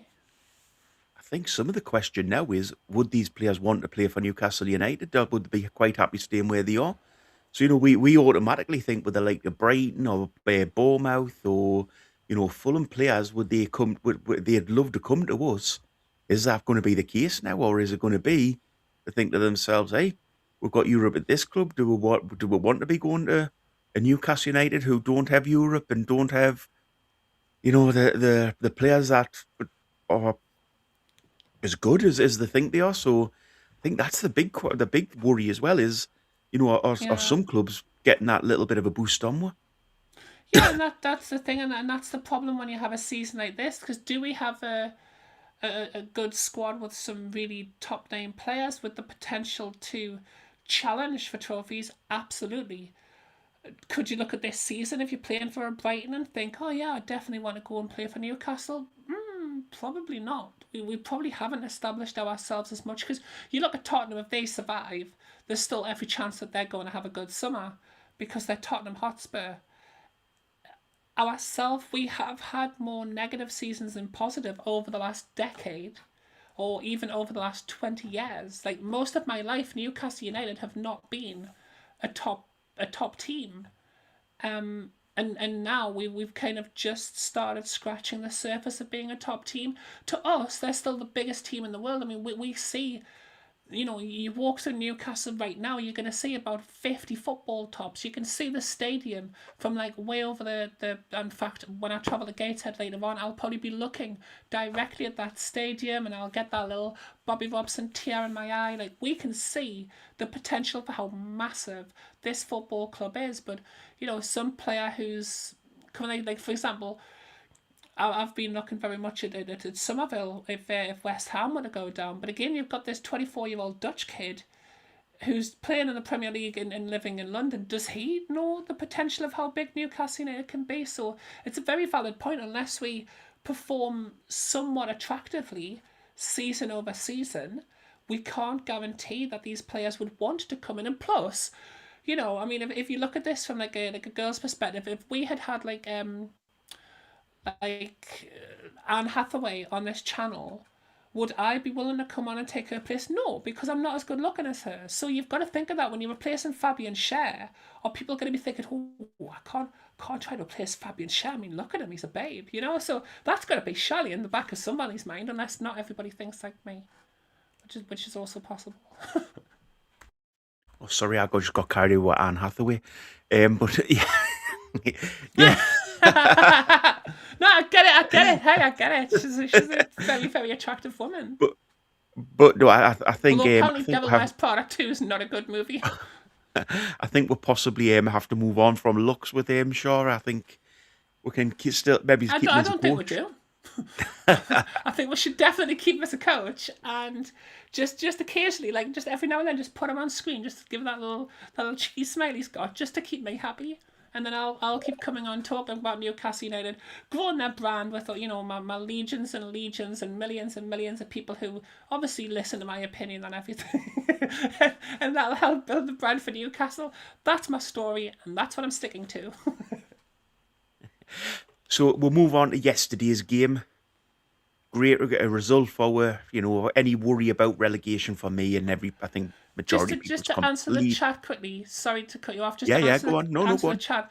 My cats haven't got my cheesecake because I anticipated that my cat would steal a cheesecake, so I've hidden it in the fridge. And not even naughty cat can get to the fridge. She can get to a lot of things that I didn't know she could get to, but she can't get to the fridge. My cheesecake is safe, I promise you all. Sorry, Boaky, continue. No, it's safe for now. I think it's safe for now. Until I get it out and they do try to steal it like directly out of my hands, but until then. But no, moving on to yesterday's game. So, what did you think of the performance yesterday? Was it a better performance? Yeah, I mean, I think it was much more in the vein of the Arsenal game when we did look. I mean, let's not get it wrong. I mean, Brighton played really, really well, which I did kind of expect. And they had a bulk of the possession, but you can't really look at a 3-1 victory and not be happy with that. I think, you know, in the first half we played good, like, you know, so some good football. I mean, you know, we maybe got a little bit lucky in parts, but I think defensively we were really good. I think with Bruno in the middle again, I think Bruno was absolutely fantastic. In fact, I think all three midfielders were fantastic. We took our chance. We didn't take all of our chances. There was definitely, like, people are saying, oh well, Brighton could have been 3 each. It could have been 4-3, and it could have been. I get that, but we could have also scored like 7 goals ourselves. Like, let's not pretend that we didn't create chances. I liked the look of Lewis Hall again when he came on. I liked Botman and Chow at the back. I think they both played pretty well. Dan Burns scored a goal. Was he fantastic defence? I mean, we managed to keep Minty out of it, so our fullbacks did okay, even though neither of them are actual fullbacks. And we probably defend, like, for what we've been trying to do this season of another team having more possession than us, but us grabbing goals. I think yesterday was the prime example of what we've been trying to accomplish, and I think that third goal at the end maybe's flattered us a little bit, but was definitely something that kind of put an extra shine on the game, as opposed to, well, I think a lot of people would have been if it had finished 2-1. I think Nick Pope was kind of summed up what we did yesterday, because he made some absolute game-winning saves, but also nearly inadvertently assisted an own goal. Like, you know, it was such a 50-50 performance when you look at, like, Nick Pope, that it kind of sums us up perfectly. Yeah, we can be absolutely fantastic at doing certain things, but we might just make an error and score, you know, which will lead to a chance to concede goals. But yeah, Joel Linton was fantastic yesterday. Tonali was super energetic. Bruno pulling the strings. I mean, some of the passes from Bruno yesterday were a thing of beauty. I almost forgot how good he was when he was out, and yeah, I was quite happy with the with the game, and definitely with the 3 points and the 3-1 victory against the team, as I say, who are a good team this season, a very, very good team this season with some really good and exciting players. Thank you very much, Wissa, again for the super chat there. Tina, possession is only 1/10 of the game. Yeah, well, that's good because we only had 1/10 of possession yesterday, which was, which, you know, it's not the way that I personally would love Newcastle United to play, but if we are going to soak up a bit of possession, I'd prefer us to then be lethal. Like, we've seen this season, us dominating in possession and then coming away losing a game. So to see us not dominate in possession, but to then win a game emphatically, and it does, again, it lifts us up in the 13th. It puts to rest all of these worries about, oh, we're 15th. If we don't win a game, we're going to get relegated. Like, it's kind of removed a lot of that tension from the conversation. And yeah, I think anytime we win a game 3-1, we need to just enjoy that victory. I think there are major worries about yesterday's victory, which is a strange thing to say. The way we played didn't change. The way the game went didn't change. I think the big thing is Brighton didn't take the chances when they had them. So that was the major difference in regard to that game. Is we had a bit of luck when we got lucky in the end and we won the game, which is great. Don't get us wrong. Everybody will be happy the day. And, you know, if you look at the result from the outside, you think 3-1 against a team like Brighton, that's great. But when you come out of that game saying that, I think we were a little bit lucky. At the start of the season, who would have thought at Brighton at home that you'd have to come out of that game saying, I think we're a little bit lucky? You know, But I it mean, was... you look at who Brighton's played against recently, though, and beat comfortably. Mhm. You know, you've got Liverpool and Chelsea on that list. Like, Oh, yeah, Brighton yeah. are not a pushover. Like, I think yesterday, like, if we had had that performance against a Liverpool, against a Chelsea, we'd have been sitting here buzzing. And I think it's the name of Brighton that's taken the shine off that a little bit. But I think we should be very, very happy with that result against the team in the form that they were. Sorry to cut you off there. What you No, were no, saying was exactly lining up with when I'm gonna have to try to pronounce the name because I'm referencing that comment. Ruprecht von Strudelhoodle. Oh, I should have just called them Strudelhoodle. I'm just gonna call you Strudelhoodle. They made a point about Brighton's form yesterday, so that's why I interrupted. But sorry, Boaky, do continue. My apologies. no, no. I'm not trying to play down a victory because it's the last thing you want to do. But did people? The one thing I would say is, and this is things something we'll discuss during the week again. Did we see anything different in that game to what we've seen in previous games? Yeah, we scored was more it than one goal. Yeah, we scored more than one goal, but was the performance there? Was the performance better? In parts, I think defensively, I think Malik Chow and Sven Botman looked more like the centre-back pairing that we hoped that they would be yesterday than they have done all season. I think Botman... There's a couple of things yesterday where there was saves that spilled out or chances that came about where the second follow-up was cleared by Sven Botman. And he was just knocking out for a throw-in, but he was getting rid of the ball, and a lot of times this season we've not dealt with that. So I think in regards to that, there was a difference in performance.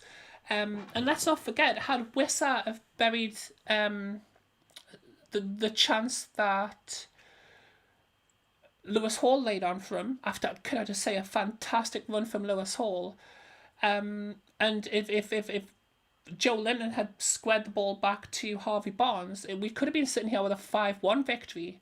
And what's mad is that we would have still had this same conversation about whether the team was actually... Because the thing is, it's always hard when you've been the defensive team in a game to know, you know, whether you think we've played well or not. But we could have genuinely won that game 5-1 yesterday, and it wouldn't have taken anything more than what we did, despite Joe Linton having a little bit of forethinking to pull the ball back, and Wissa just having a little bit more confidence to keep them. He needs to stop falling down to his left-hand side when he's kicking the ball, because that's 2 weeks in a row that has not worked. Wissa, just stay on your feet, fella. Just sprint, just trust yourself, back yourself, believe in yourself, and the goals will come. Did you have any better feelings about Eddie's in-game management yesterday? Because I still think that was absolutely terrible. I thought at the match you just think to yourself, Jesus Christ, what are you doing here? So what exactly was making you feel that way? Like what was it that you saw that you were Why? When you specifically unhappy with? Was it the Brighton, timing of the subs or? Brighton had us on the ropes, and there was nothing coming from the bench to change up the game to make things different. It's the same as we've seen all season. In that they were coming on to her, they were attacking, we didn't have any answers for them, and Eddie didn't make any changes from the bench. He didn't make a substitution or change things even on the pitch itself. He just let it carry on happening and happening and happening. And the only reason that we didn't go like we have in other games at times was because Brighton didn't put away their chances. They weren't as clinical as other teams have been against us. And this is true, but again, we've said that about ourselves many times this season. That if we were a little bit more clinical, we would have had better results than we've had. So it is something that you have to face as football teams. In regards to when he made those changes, I think the changes were good. I think it was a good idea to put Wissa on. That nearly worked out with a goal. Definitely a good idea to put Lewis Hall on. I think that did actually change the game a little bit. It's unfortunate that it means Lewis Hall doesn't start, but if you are going to have a player that can come on and really show what we've been missing at left back when he's not on there, then it's I guess a good weapon to have on the bench. But in regards to not making substitutes earlier, I mean, I guess part of the thought would have been if the team's not conceding goals and they've got a defensive setup in that first 11, then maybe he just wasn't wanting to rock the boat too early or too much and risk losing a goal and then looking like it was his substitutions that have led to that. But at the same time, like I totally get it, and I get the frustration of if you want a manager to make a change and they don't make a change, but each manager's going to manage differently, and we've got to kind of accept that that's how Eddie Howe works it. And if he does get given another season and he does better next season, we'll be sitting here at this time next year talking about how great a manager he is. And if it doesn't work, then he ends up getting replaced. I think when we look back on it, we'll remember him as one of the greatest managers we'd ever had because he's won a trophy, because he got us in the last 16 of the Champions League. But people will mention that one of the question marks being his in-game management and his tactical substitutions. The problem being is he could change all this. He could have changed his style or something in it over the last few games or the last 6 months, if you like. But he hasn't. Everything's so rigid with him. There's no, there's no change when things are going wrong. There's nothing done by him when players aren't playing well. I think that's the thing that people find frustrating with him is, yes, he can get a team set up for a game, but then once he's set up for that formation, he's never going to change it. Is the big problem. Mm-hmm. I think that's the thing that upsets people. Anyway, we'll move on to the next point because we're getting into late into the show. Did you have anything from the women's team this week, Tina? Is there any news there? Well, the season's over. Yesterday we played against Durham. That's the last game of the season. We finished in 6th after a 1-0 loss. So the teams getting promoted will be Brighton, Crystal. Hold on, let me double check that because it's Charlton who's the last one. Yeah, sorry, Birmingham, not Brighton. I've got Brighton on the head. Yeah, Birmingham, Crystal Palace, and Charlton.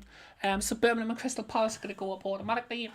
Charlton will go into the playoff game against one of the teams in WSL1. I think it's been a good season. Okay, no problem. I'll just sit here and talk about the women's football if you don't mind for a little bit then. So yeah, season's over. Very good season in my opinion. It was a building block season. It was one of our first, let's be honest, the second year as a professional football club. There was definitely some plus points to take from the season, some fantastic performances. A lot of our lasses are international players now. Some of them performing fantastically for the nation as well. If you look at Hales, Murphy, Gregory, even Savenius, all of these players playing well for the nations. We've got players such as Wardlow and Jordan Nobbs always getting nominated for personal awards, as well as Molly Pike. Now, one bit of news that has came out over the past, I believe it's just been in the last 48 hours that it was announced, so that Molly Pike will be retiring from football. She's still a young girl, but she's made the decision that she's going to retire from football, and she's going to be a bit of a miss going forward in the next season. Obviously, she's one of the creative midfielders. She's good for a goal. She's got a good pass in her, and I think she will be a big miss, and definitely somebody who we are going to have to replace next season if we are going to have as good a season or potentially push even harder for that promotion next year. I think I can hear Boaky coming back there now. But yeah, so congratulations to Birmingham, to Crystal Palace and the Charlton for their performances this season. And let's just hope, Oxtoby can get the lasses together. Hopefully we'll have a good summer. Strengthen in positions where we need to strengthen. As I say, definitely another attacking midfielder is going to be needed. And yeah, hopefully it'll we can have another glorious season next year. Everything So all right, these Boaky? players, yeah, can you Yeah, you've got an echo. give it a second? That's it. There Do you you, go. do you think then we'll keep hold of the majority of the ladies players this year? Because obviously, as you say, they are good players. Do you think there'll be other clubs from the Premier League come in for the Premier League One come in for them, or do you think we can still pay the wage and keep them at the club? I mean, it is a good question. I think there's still a slight gap in quality. I think there's like a couple of players such as well, I mean, to be fair, Demi's made the step down from the WSL one. I mean, the thing is that they're international players, but there's a lot of quality players still in WSL one. So I would hope the majority of the team we can keep. As I did mention, Molly Pike has retired, so we do need to replace her, and there's definitely areas of the pitch that we could look to strengthen. I'd be worried about our goalkeeper maybe getting snapped up, because I think she's had an absolute world beater of a season. But yeah, I don't see any reason why. And again, I've got those black and white blinkers on of course they'll stay for us. Why would they want to go anywhere else? But they are a good group of lasses. They do seem to really get along with each other, and I think that can go a long way towards keeping a team quite tight knit. But much like the men's team, we're just going to have to see as we go into the summer how that pans out for us. Do you think a lot of it with the ladies' team is around money in regards to they don't get paid as much as the men's team, obviously, and so it's harder for them to move areas. They've got families, they've got houses, things like that. Whereas, like, if you're on maybe 200 grand a year, then a week, sorry, it makes no difference to you. Whereas the ladies' team don't really have that. So, there's a little bit more of are the family settled in the area and are the sort of partners and things making money as well? Do you think that plays into the ladies' game a little bit more than it does the men's game? I mean, it probably plays into it a lot more than it does in the men's game. Um, I know there's a lot more investment coming for the ladies' game over the last few years, but we've still got a long way to go. I mean, we were basically starting from grassroots to where we finally started getting a little bit of attention. The international tournaments started getting put on television, and people all of a sudden were like, "Oh, hold on, the ladies' game's actually quite good," and I think that brought a lot of eyes to the game. As we keep going forward, as the skill of the players and the quality of the teams keeps improving, I think money will start coming into it. But I mean, without being too funny about it, the money in the men's game's gone absolutely wild, hasn't it? I mean, there are levels where we've got to think maybe we should have put a bit of a cap on this a few years ago and stopped it from getting into the ludicrous heights that it is now. It's money. It is. I mean, we all know how much money's in the game, and it's ridiculous in the men's game now, isn't it? Let's be honest. Um, so should we move on? So where does our season go now? What is it just going to fizzle out? Are the players going to be on the beach now? And there's nothing really to worry about in regards to relegation or things like that people were talking about. Or do we go on a super run and could we possibly get into some sort of Europe? Where do you see it going from here? It's one of them, because there is part of me that's now thinking, if the players were looking more down the table now that we are safe, almost confirmed, it might be a time to give some of the fringe players more time on the pitch or try something a little bit different, so that people can either fight for their position in the squad next season or show us something that might be changing next season. On the flip side of that, Bruno Guimaraes is coming out and saying we've still got our eyes on Europe, and obviously Win still very much believes that Europe is a possibility. And can you imagine, after the season we've had, if we still manage to salvage some sort of European football from it? So I think it's going to come down to the core players themselves. I think Eddie needs to, because Eddie certainly seems to now just be picking things directly from what he's seeing with the lads and in the lads and in training. So if the players look like they're up for it and they're up for the fight of getting European football, by all means go for it.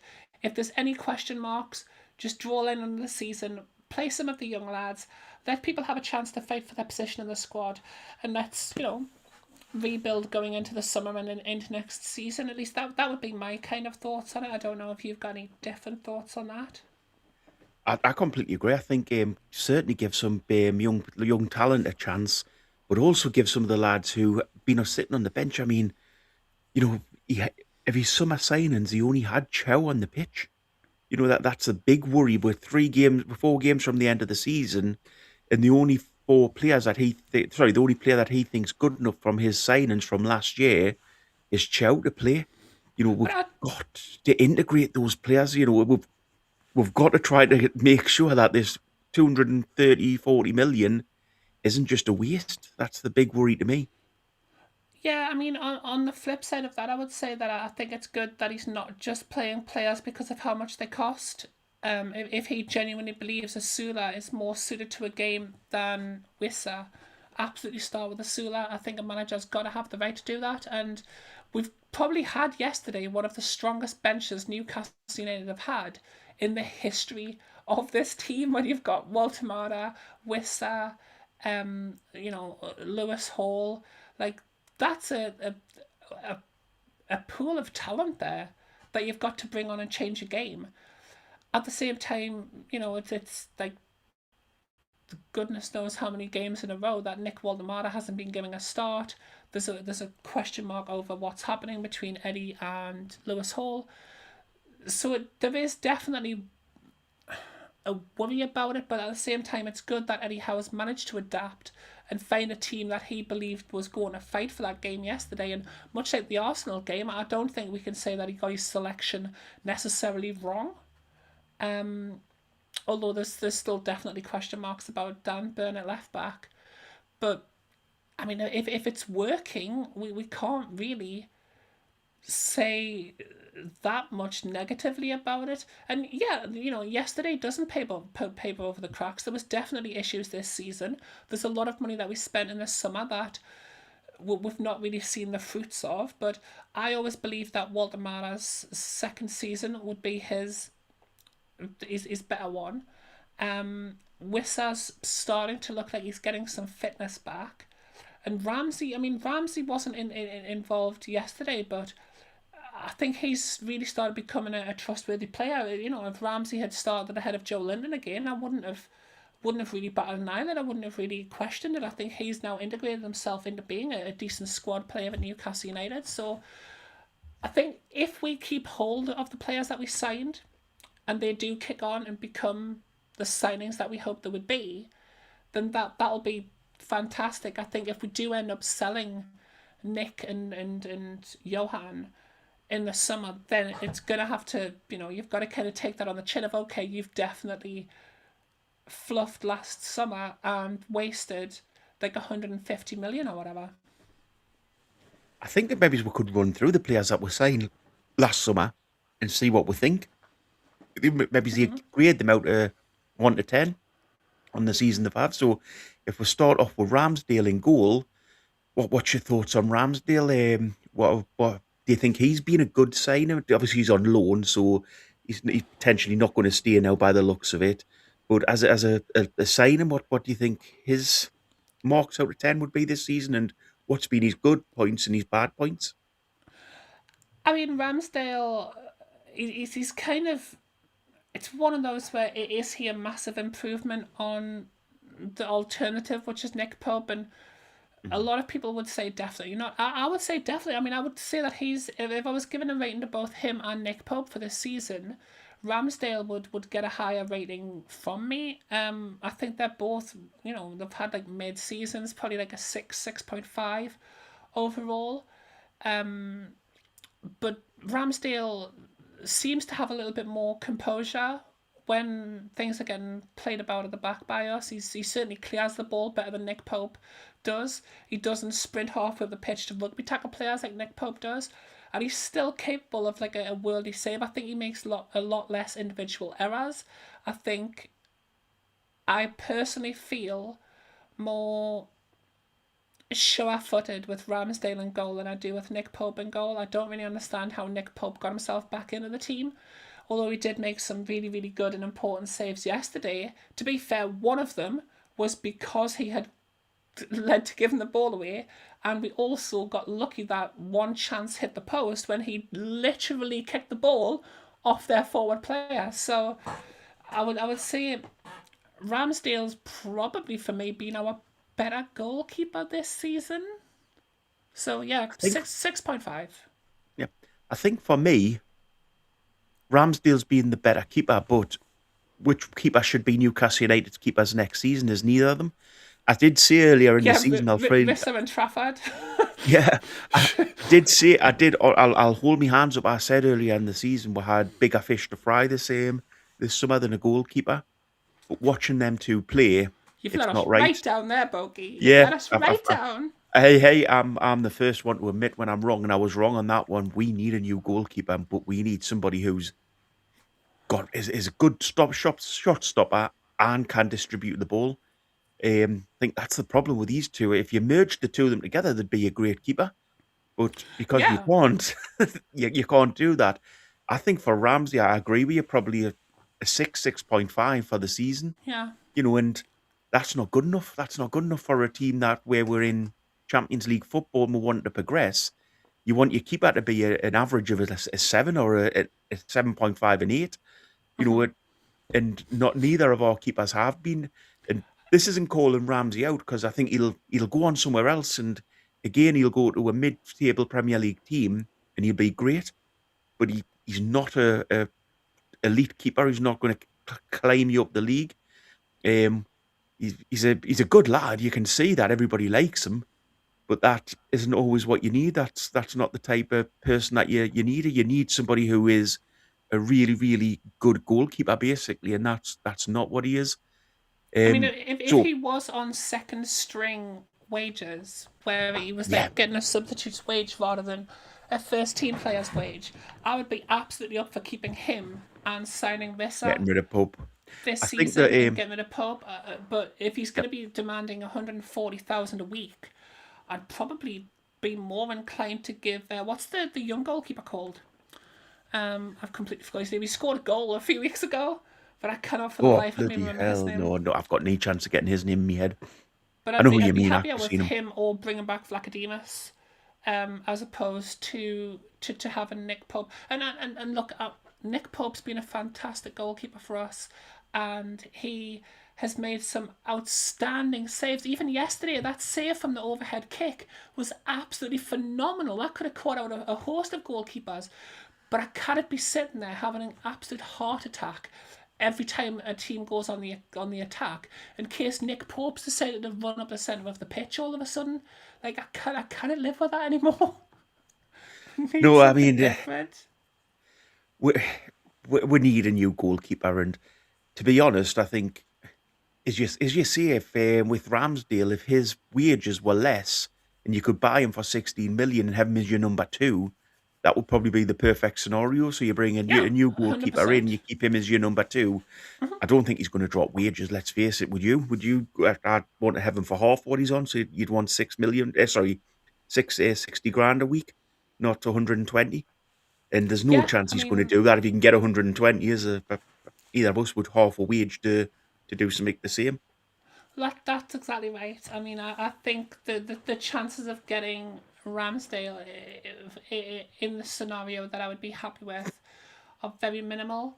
So that's why I've kind of given up hope on him. But at the same time, having that option, I would probably make sure we've got something else lined up before we give up on that. Because if we can't get Wissa and we can't get Trafford and we can't find another goalkeeper to come over, then maybe that 120 grand a week is going to be worth paying just so we do actually have a goalkeeper. Because last season this season we started without a striker.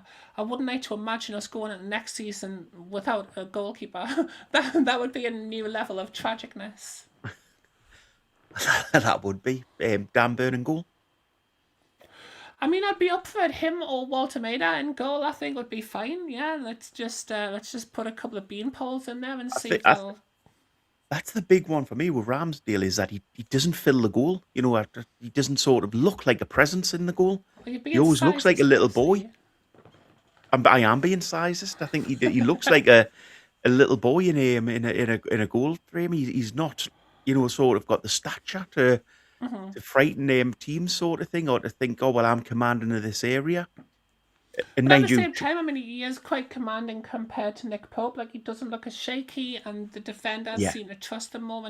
And maybe his rating this season would have been higher if not for the defensive frailties. Like, maybe that's done him a little bit of a disservice. But at the same time, yeah, I mean, I wouldn't be super confident with those two being our first and second choice goalkeepers going into next season.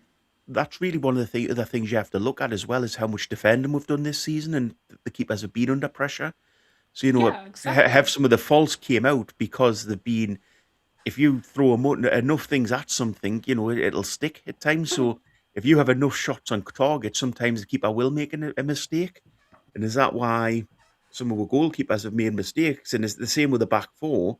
We've seen mistakes because we've put them under too much pressure, because we haven't been anything of a force going forward. I think that's another question. Exactly, and I mean, you know, that's why I was crying out for number 6 for so much of this season, because again, just exactly that. Every time I'm watching us, I think there's just a little. It's getting through to where the defenders have got to deal with it a little bit too quickly. We're not keeping possession perfectly in the centre of the park, and then when we do keep possession, we don't go anywhere with it. And I think just a bit of an anchor man to either free up the more attacking midfielders, but as well as that, also keeping an eye on the defence so that there's at least something there to stop one defensive error leading to a bombardment of assaults on our goalkeeper. 100%. So we'll move on to Chow, who were bought in the summer. What would your mark be for him, and how good do you think he's been this season? Chow, I think, has overall been phenomenal. He's made some gaping individual errors, which have led to dropped points. But I think overall, I'd be more than happy to give him a solid 7.5, maybe even an 8 for what I've seen from him. I think he's definitely a good player. He's defensively been sound for us. He's quite comfortable on the ball as well. Just to quickly say a chat. Come on, you get involved as well. What do you think of Chow this season? But carry on, Tina.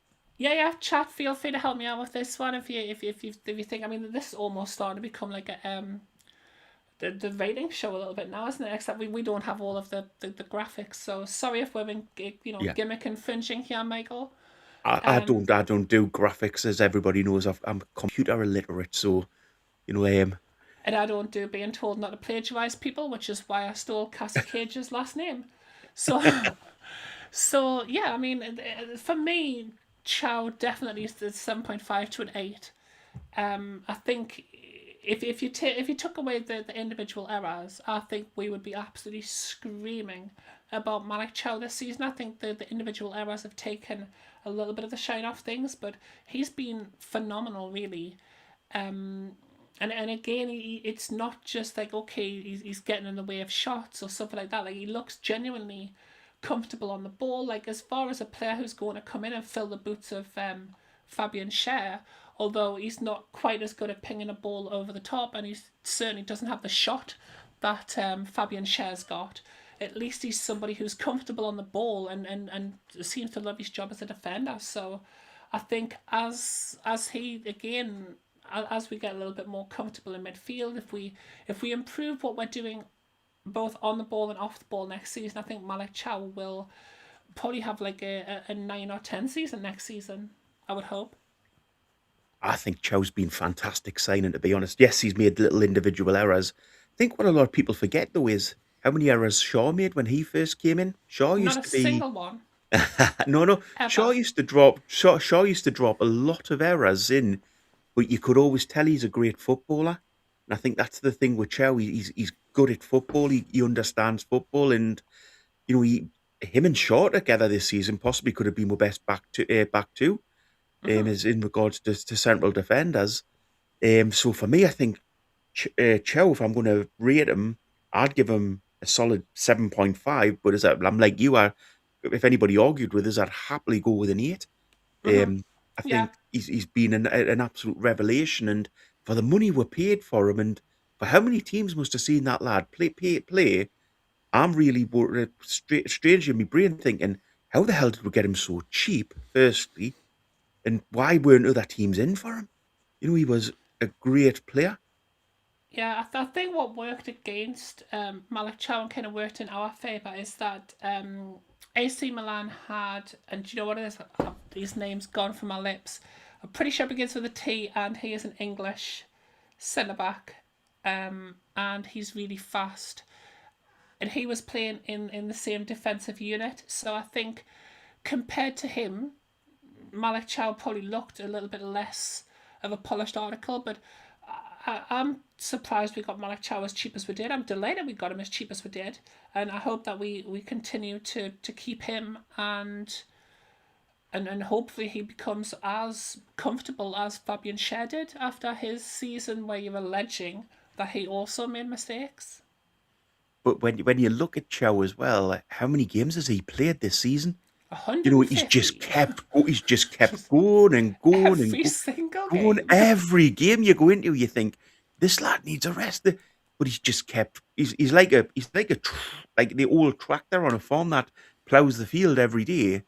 He's just there week in, week out, 3 days in, 3 days out. He's that sort of player that he's just so reliable as well to be picked. Yeah, You know, and he's the been. ish the issues being that we haven't had Fabian Schär available for much of the season, and Hmm. all of our other centre backs are left footed. So realistically, he's been our only real choice that's right centre back, and I think it has been clear that he has needed rests throughout the season. But even then, he's still not been a terrible player, even in the games where he's looked absolutely knackered. So it's a testament to him how many games he's managed to play and that he's still playing to a decent standard. I think the other side of the coin is as well. Look at how many goals he scored for, and how I important some of those know, goals have been. I know.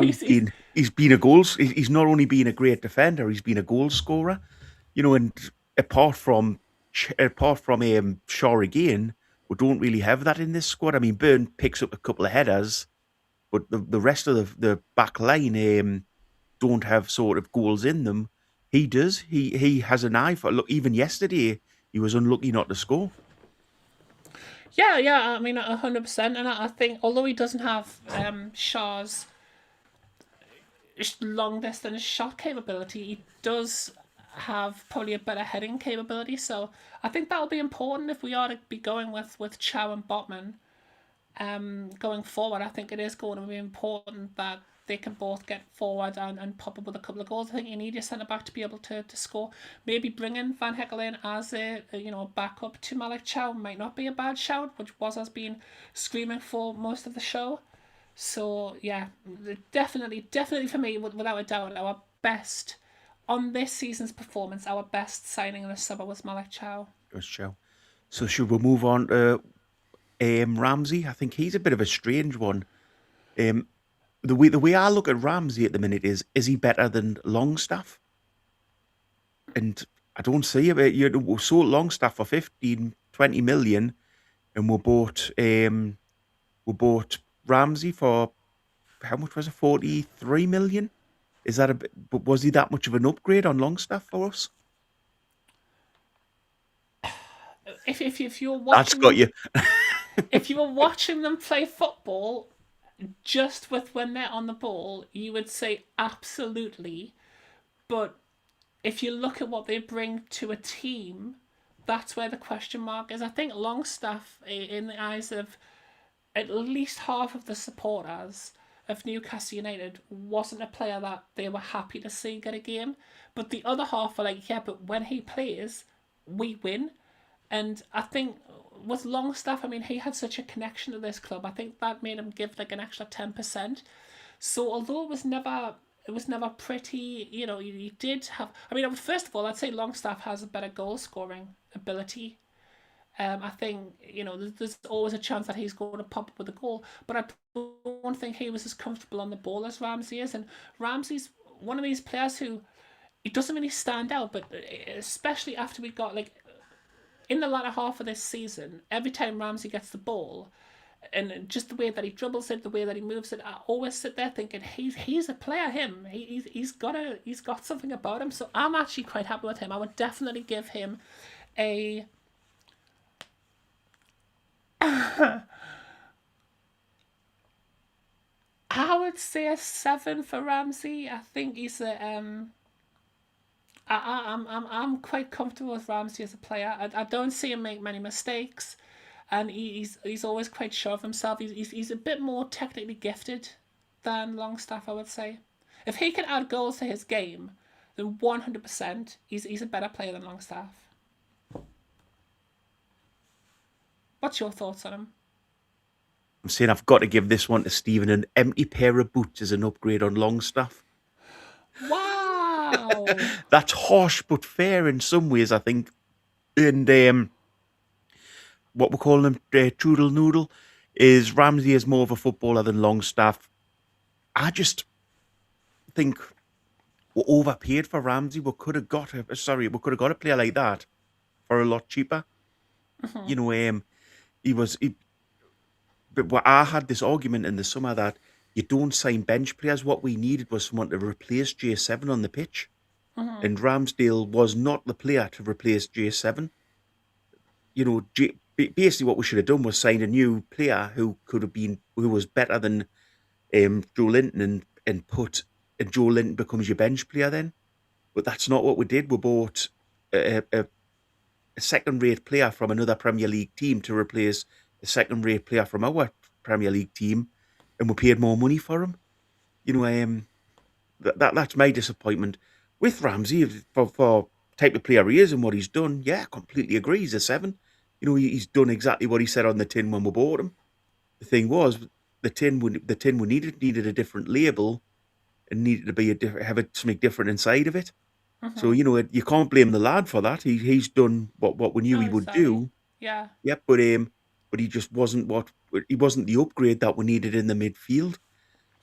Should we move on to right wing? So obviously we bought Elanga. Thoughts? Good luck with this one. Thoughts on him?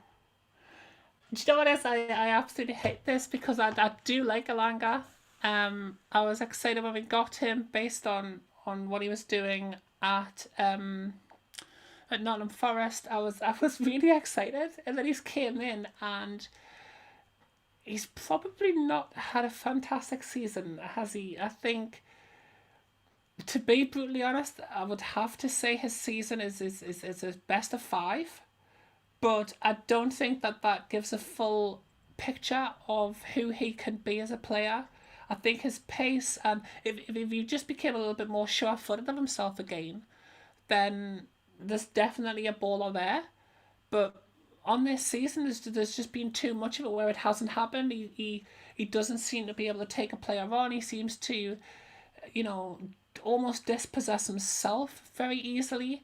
And outside of a couple of flashes of brilliance, he's really not done a lot, and that's probably why he doesn't make it into the first team very regularly. So yeah, I probably couldn't give him much higher than a 5, really, I'm afraid. But if you're listening, Anthony, I do love you, and I want you to become a good player in that number 20 shirt. So please do stay and be much, much, much, much better next season.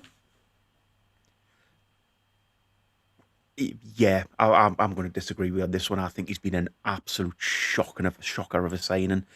For somebody that would scout agrees with you. But for somebody that we've scouted for 2 years, for somebody that we've wanted to get in, he's he's been a disaster of a signing.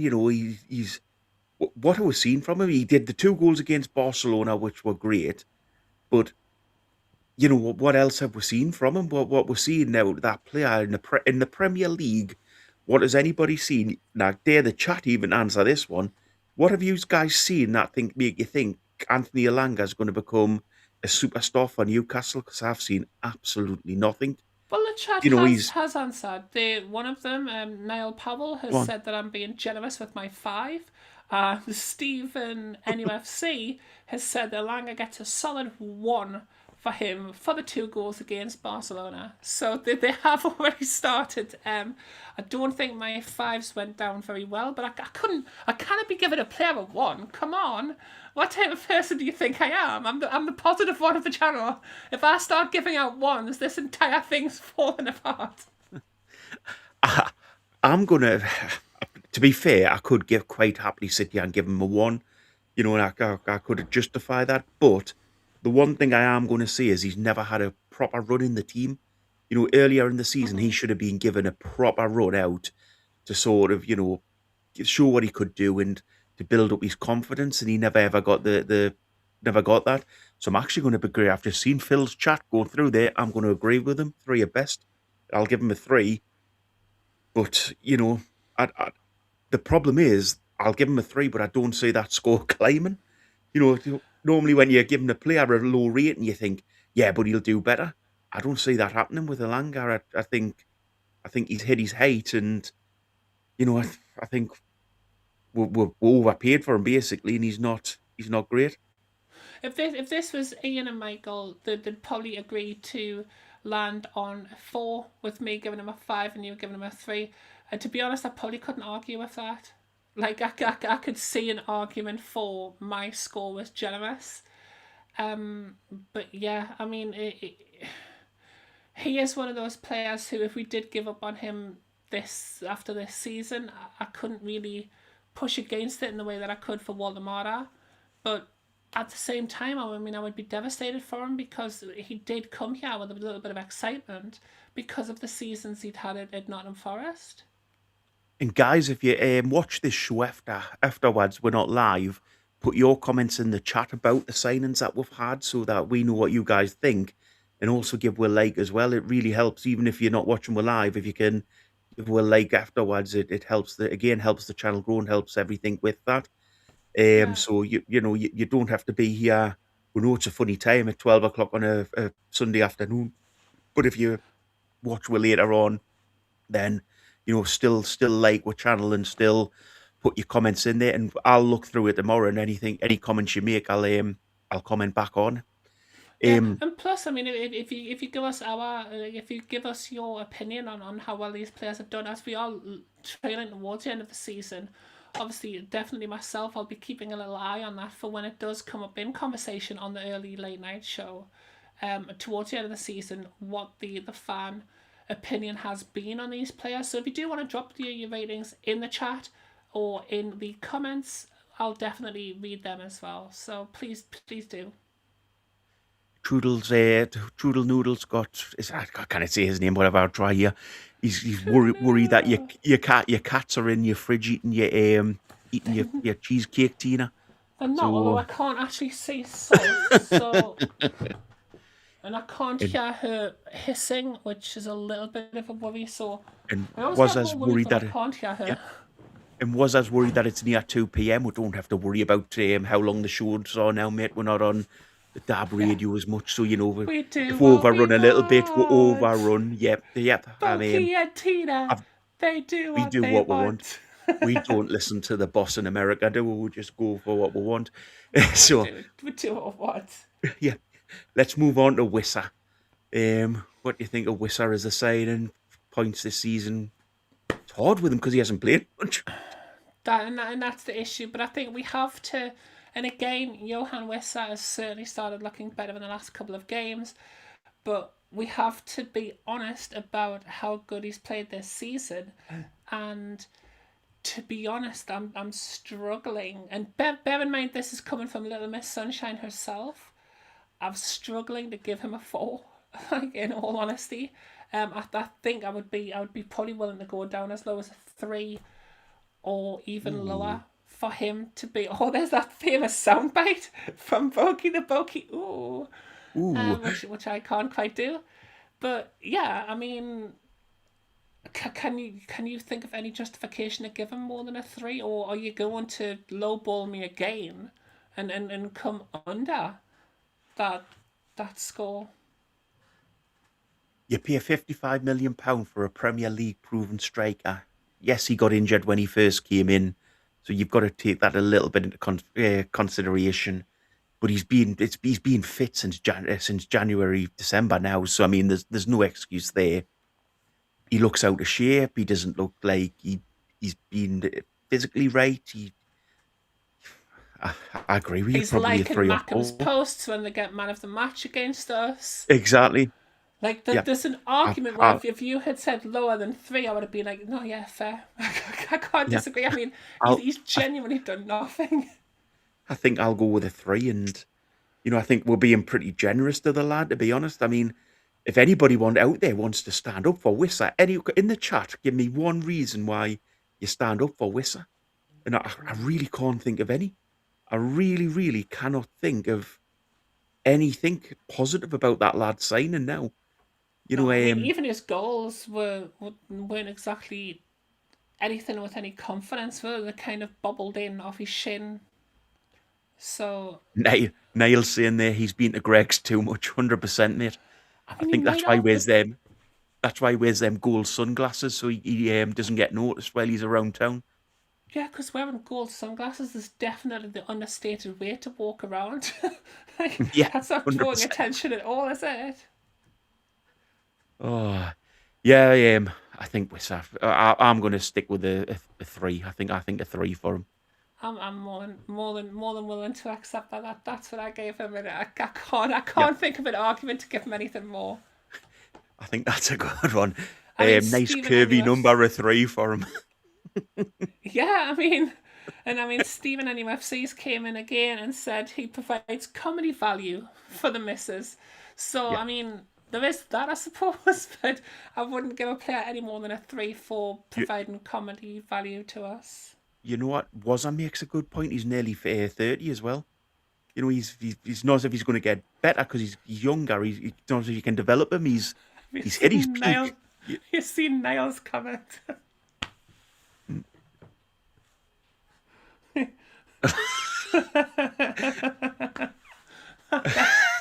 mean, that's a fair point as well. But yeah, you're right. I mean, Wissa has probably hit his prime, and if anything, things will more than likely decline from here. Look, he's an athletic man. If he can pull himself around and give us a good season so that he at least goes out with a bit of pride, then I would love to see it. But at the same time, if we did pull the trigger on getting rid of him and he was the one of our front men that we replaced in the summer, I wouldn't be disappointed. And that's nothing against the man himself. It's just purely, if you give us a season like you have, even with the injury, we do have to start questioning whether a 30-year-old who hasn't scored a goal for 8 months is going to be the player who we want to see wearing our number 9 shirt next season. 100%. So I think the last one's Woltemade. This is going to be a hard one because this is a hard one. I don't think he didn't do anything wrong to get dropped. He was scoring goals and then he got dropped. He firstly got dropped back into midfield, then he got dropped to the bench. Well, I mean, I think he got dropped to the bench first, didn't he, when Wissa came back? And I think to be fair, he did need that. He had started to look a little bit leggy. He'd been getting kicked around by Premier League defenders for a couple of months by then, and his goals had dried up. He wasn't getting into positions. He was dropping a bit deeper than we were wanting, and I think the energy levels were low for Nick. So bringing him out of the team for a little bit of a rest was probably a good idea. And then we had that genius idea of playing him in a 10, which worked quite nicely. And then for some reason he was like, oh, right, well, we might as well just play him as an 8. No, the man's not Joe Linton. He's not built like Frank Bruno. He's not going to go out there and he's a bit of a stick. He's a skinny lad. And I think a lot of his best attributes as a striker, which did look as if they would translate into midfield, were never really going to translate into midfield because of his build and because of the actual type of player he is. I think if anything, we needed to get him more space rather than less space. So you're right. I mean, he hasn't really done anything wrong, and he has had a couple of flashes. I can't, in all honesty, give him any less than, I don't know, because he's a player that I really like, so I want to give him like a 7. But if you ask me to justify the 7, I'm going to struggle. But I think if you look, if we're rating the signing itself, I've got argument to give him that 7, because at the end of the day, I do believe he is still a fantastic signing. I just don't think we've seen enough of it this season yet. But play him up front, for crying out loud, please. Play him up front. Yeah. I think he's been... He's the best player that were potentially signed in the summer. He just isn't being given a chance to show that, and we haven't sort of developed our game around him. So, for me, for the way we've played him, I would give him the 7. I would actually go that little bit higher. I think he's a great player. I just don't think we've developed how we play to play him. Tina, have you got any time left, or are you desperate to get away? Because we've got a little bit of breaking news. I've just looked at the breaking news, so if you want to break this, I'm more than happy to. All I'm doing after today is going to hang out with friends, so I'm more than happy to give us another little bit of time. We started a little bit late anyway, and there's still people here, there's still people in the chat. Let's go ahead and do it. So I have actually seen our Connor, who is one of the absolute news bringers of the channel. I think me and him have had a couple of disagreements because we're both on opposite sides of a fence, but nobody can question anything that he brings to the channel, especially the news that he brings to the channel. And I don't know if you want to read what he's referring to. No, you go for it. You've seen it. You go for it. So So David Ornstein, who obviously is quite well known for being in the know on Twitter or X, depending on which generation you're from, has said that breaking news is that Eddie Howe is set to remain the Newcastle United boss. As things stand, and barring an unexpected turn of events, the 48-year-old will remain as Newcastle United's boss into the 26-27 season. The ownership and hierarchy are very much still supporting him, and they're keen to continue with his management. But all parties have apparently accepted that this season cannot be repeated, which I think is fair. I think anybody who's either an Eddie Howe detractor or an Eddie Howe glazer, if you want, like for somebody who, like myself, for example, who hasn't switched to saying Eddie out, I want Eddie out and all that stuff, but isn't like just okay, no matter what, I want Eddie Howe because I like fancy him or something like that. Like somebody who's like a logical thinker, if you want, although I'm probably not going to get away with that one from chat. But for me, I'm more than happy for Eddie Howe to still be this manager, but we definitely need to have it clear that this season has to be a blip. We can't go into next season and be in 13th to 15th again. I think, as much as I'm saying we are eating good, let's enjoy what we've got, I don't want to support, well, I do want to support Newcastle, but I don't want the team that I support to again be mid to bottom tier in the Premier League. I've kind of had that my whole life, and there's always been that sleeping giant feel. And then 12 o'clock came on January the 1st 5 years ago, and it was like Undertaker sitting up from his casket. It was like, okay, the boys are back in town. Newcastle United have woken up, and I kind of got into that, and there was a level of excitement that we got from like the Amanda Staveley takeover that I've really, now that I've got a taste of that, I kind of want to see how far we can go. There's a little bit of a feeling behind being the world's richest club, behind, well, having the world's richest owners, behind being a team that's, bringing in the likes of Tonali and Botman and Trippier. There's a certain level now of, okay, I wouldn't mind being in Champions League like every season, to be honest with you. So yeah, this season has to be a blip, but outside of that, if Eddie Howe, if the PIF and Eddie Howe do believe that they can turn this around, I'm more than happy to give them a try.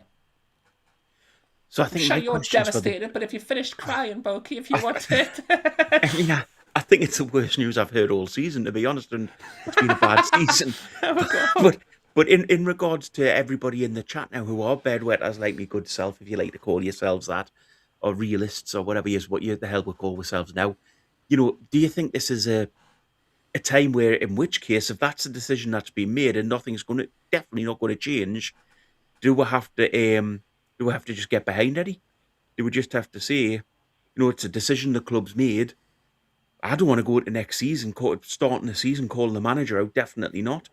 I want if we're going to go for it, we'll go for it fresh, and you've got to be all ready to go for it. So, do we have to slightly change our minds, but not change our minds, but take the opinion that Eddie is going to be there, and this is what's going to happen. So, And I think if it was me in your position, then definitely you've got to kind of look at next season with a little bit of hope and just be like, okay, Eddie Howe, show me what you've got.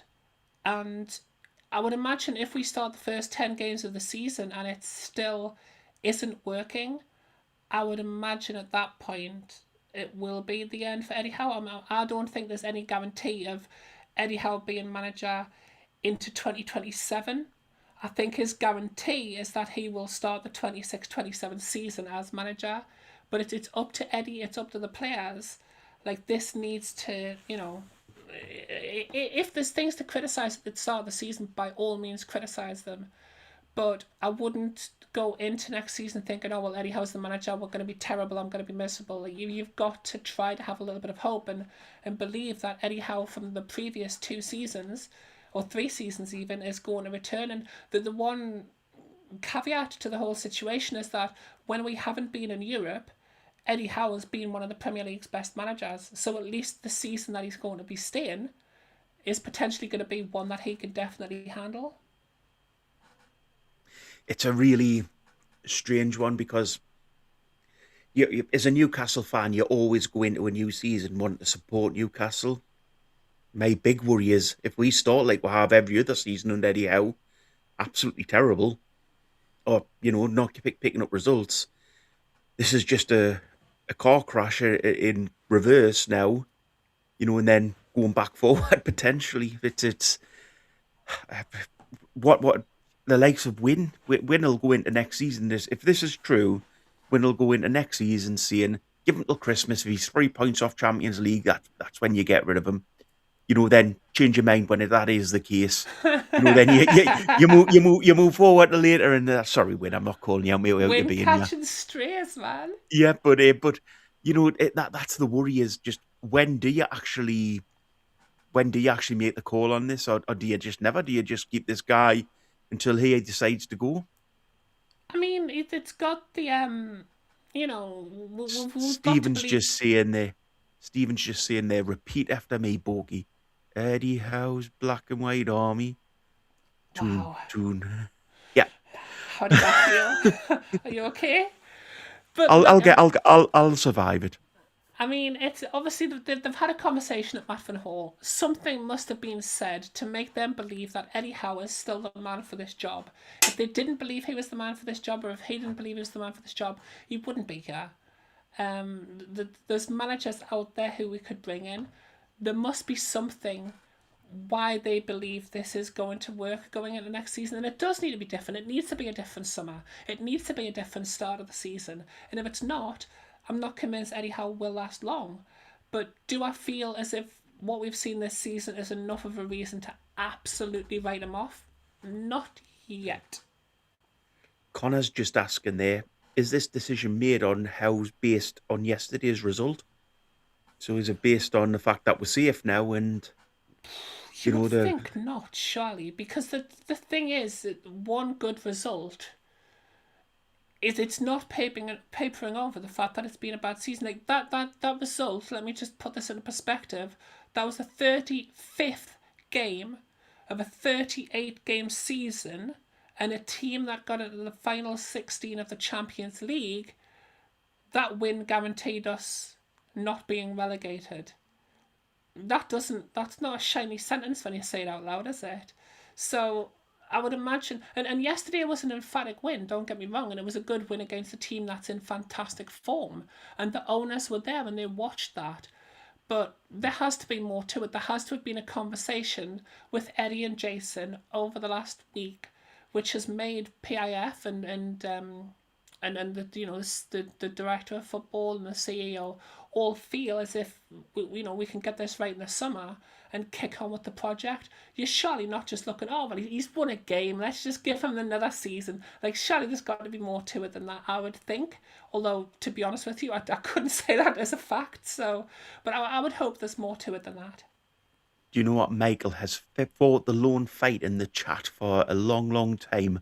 So I think he deserves a little bit of a shout out. I'm gloating, but yippee-yi-yo, yippee-yi-yi. So he's over the moon about it. And Michael, you're so focused on your side of it, mate. I love it. I know we don't agree, but I can never ever call you down for being a fan. You're probably one of the biggest fans in the chat. There's still chat coming through about this. So Lee talking there, bad season would just be missing out on Europe. Being in a relegation talk for 4 games before the end of the season is a disgrace. I agree, mate, 100%.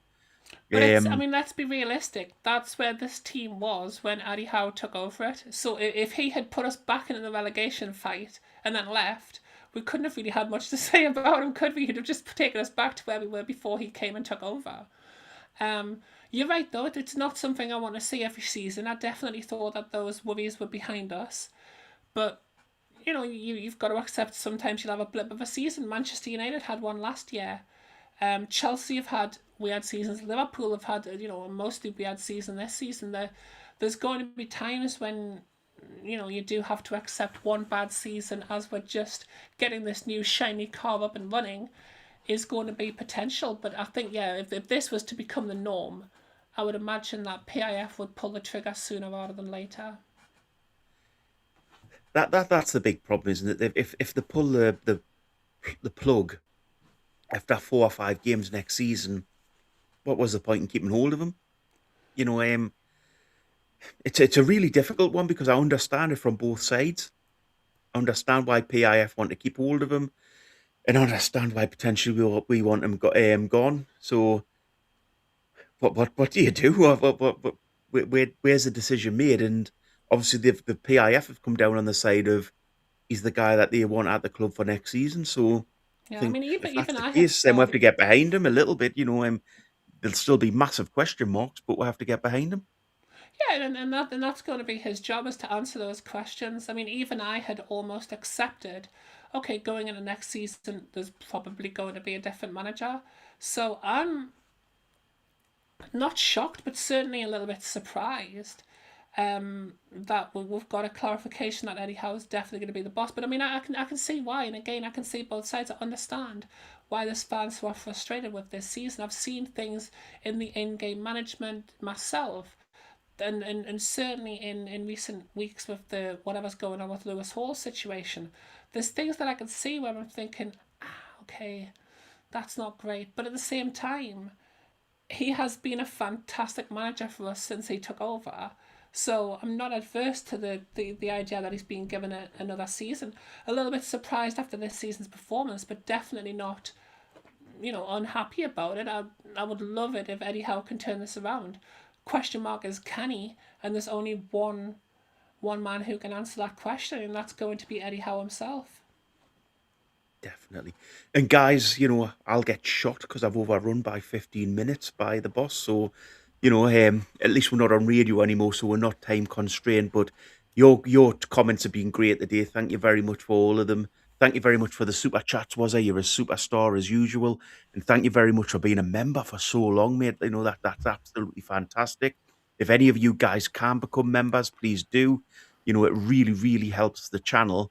And this Eddie Howe conversation will go on all week now. I'm sure that so watch all week. You've got the comparison. I think it starts at 7:30 the night with Jamie, Butch, and the lads. So get yourself tuned in for that. Great show, always as always. And me and Tina will be back from 8 o'clock tomorrow with a proper host and proper questions rather than a little Sunday afternoon show where we have a little chat on together. It's been great interacting with the chat so much today. I think that's what we'll do. Keep moving forward, doing that, and have a good Sunday afternoon. Enjoy your lunches, and as I say, get tuned in at 7:30 for the comparison. So it's good Thank you night all from for me, joining us, and it's good and night it's from me. yep. Thank you very much, guys.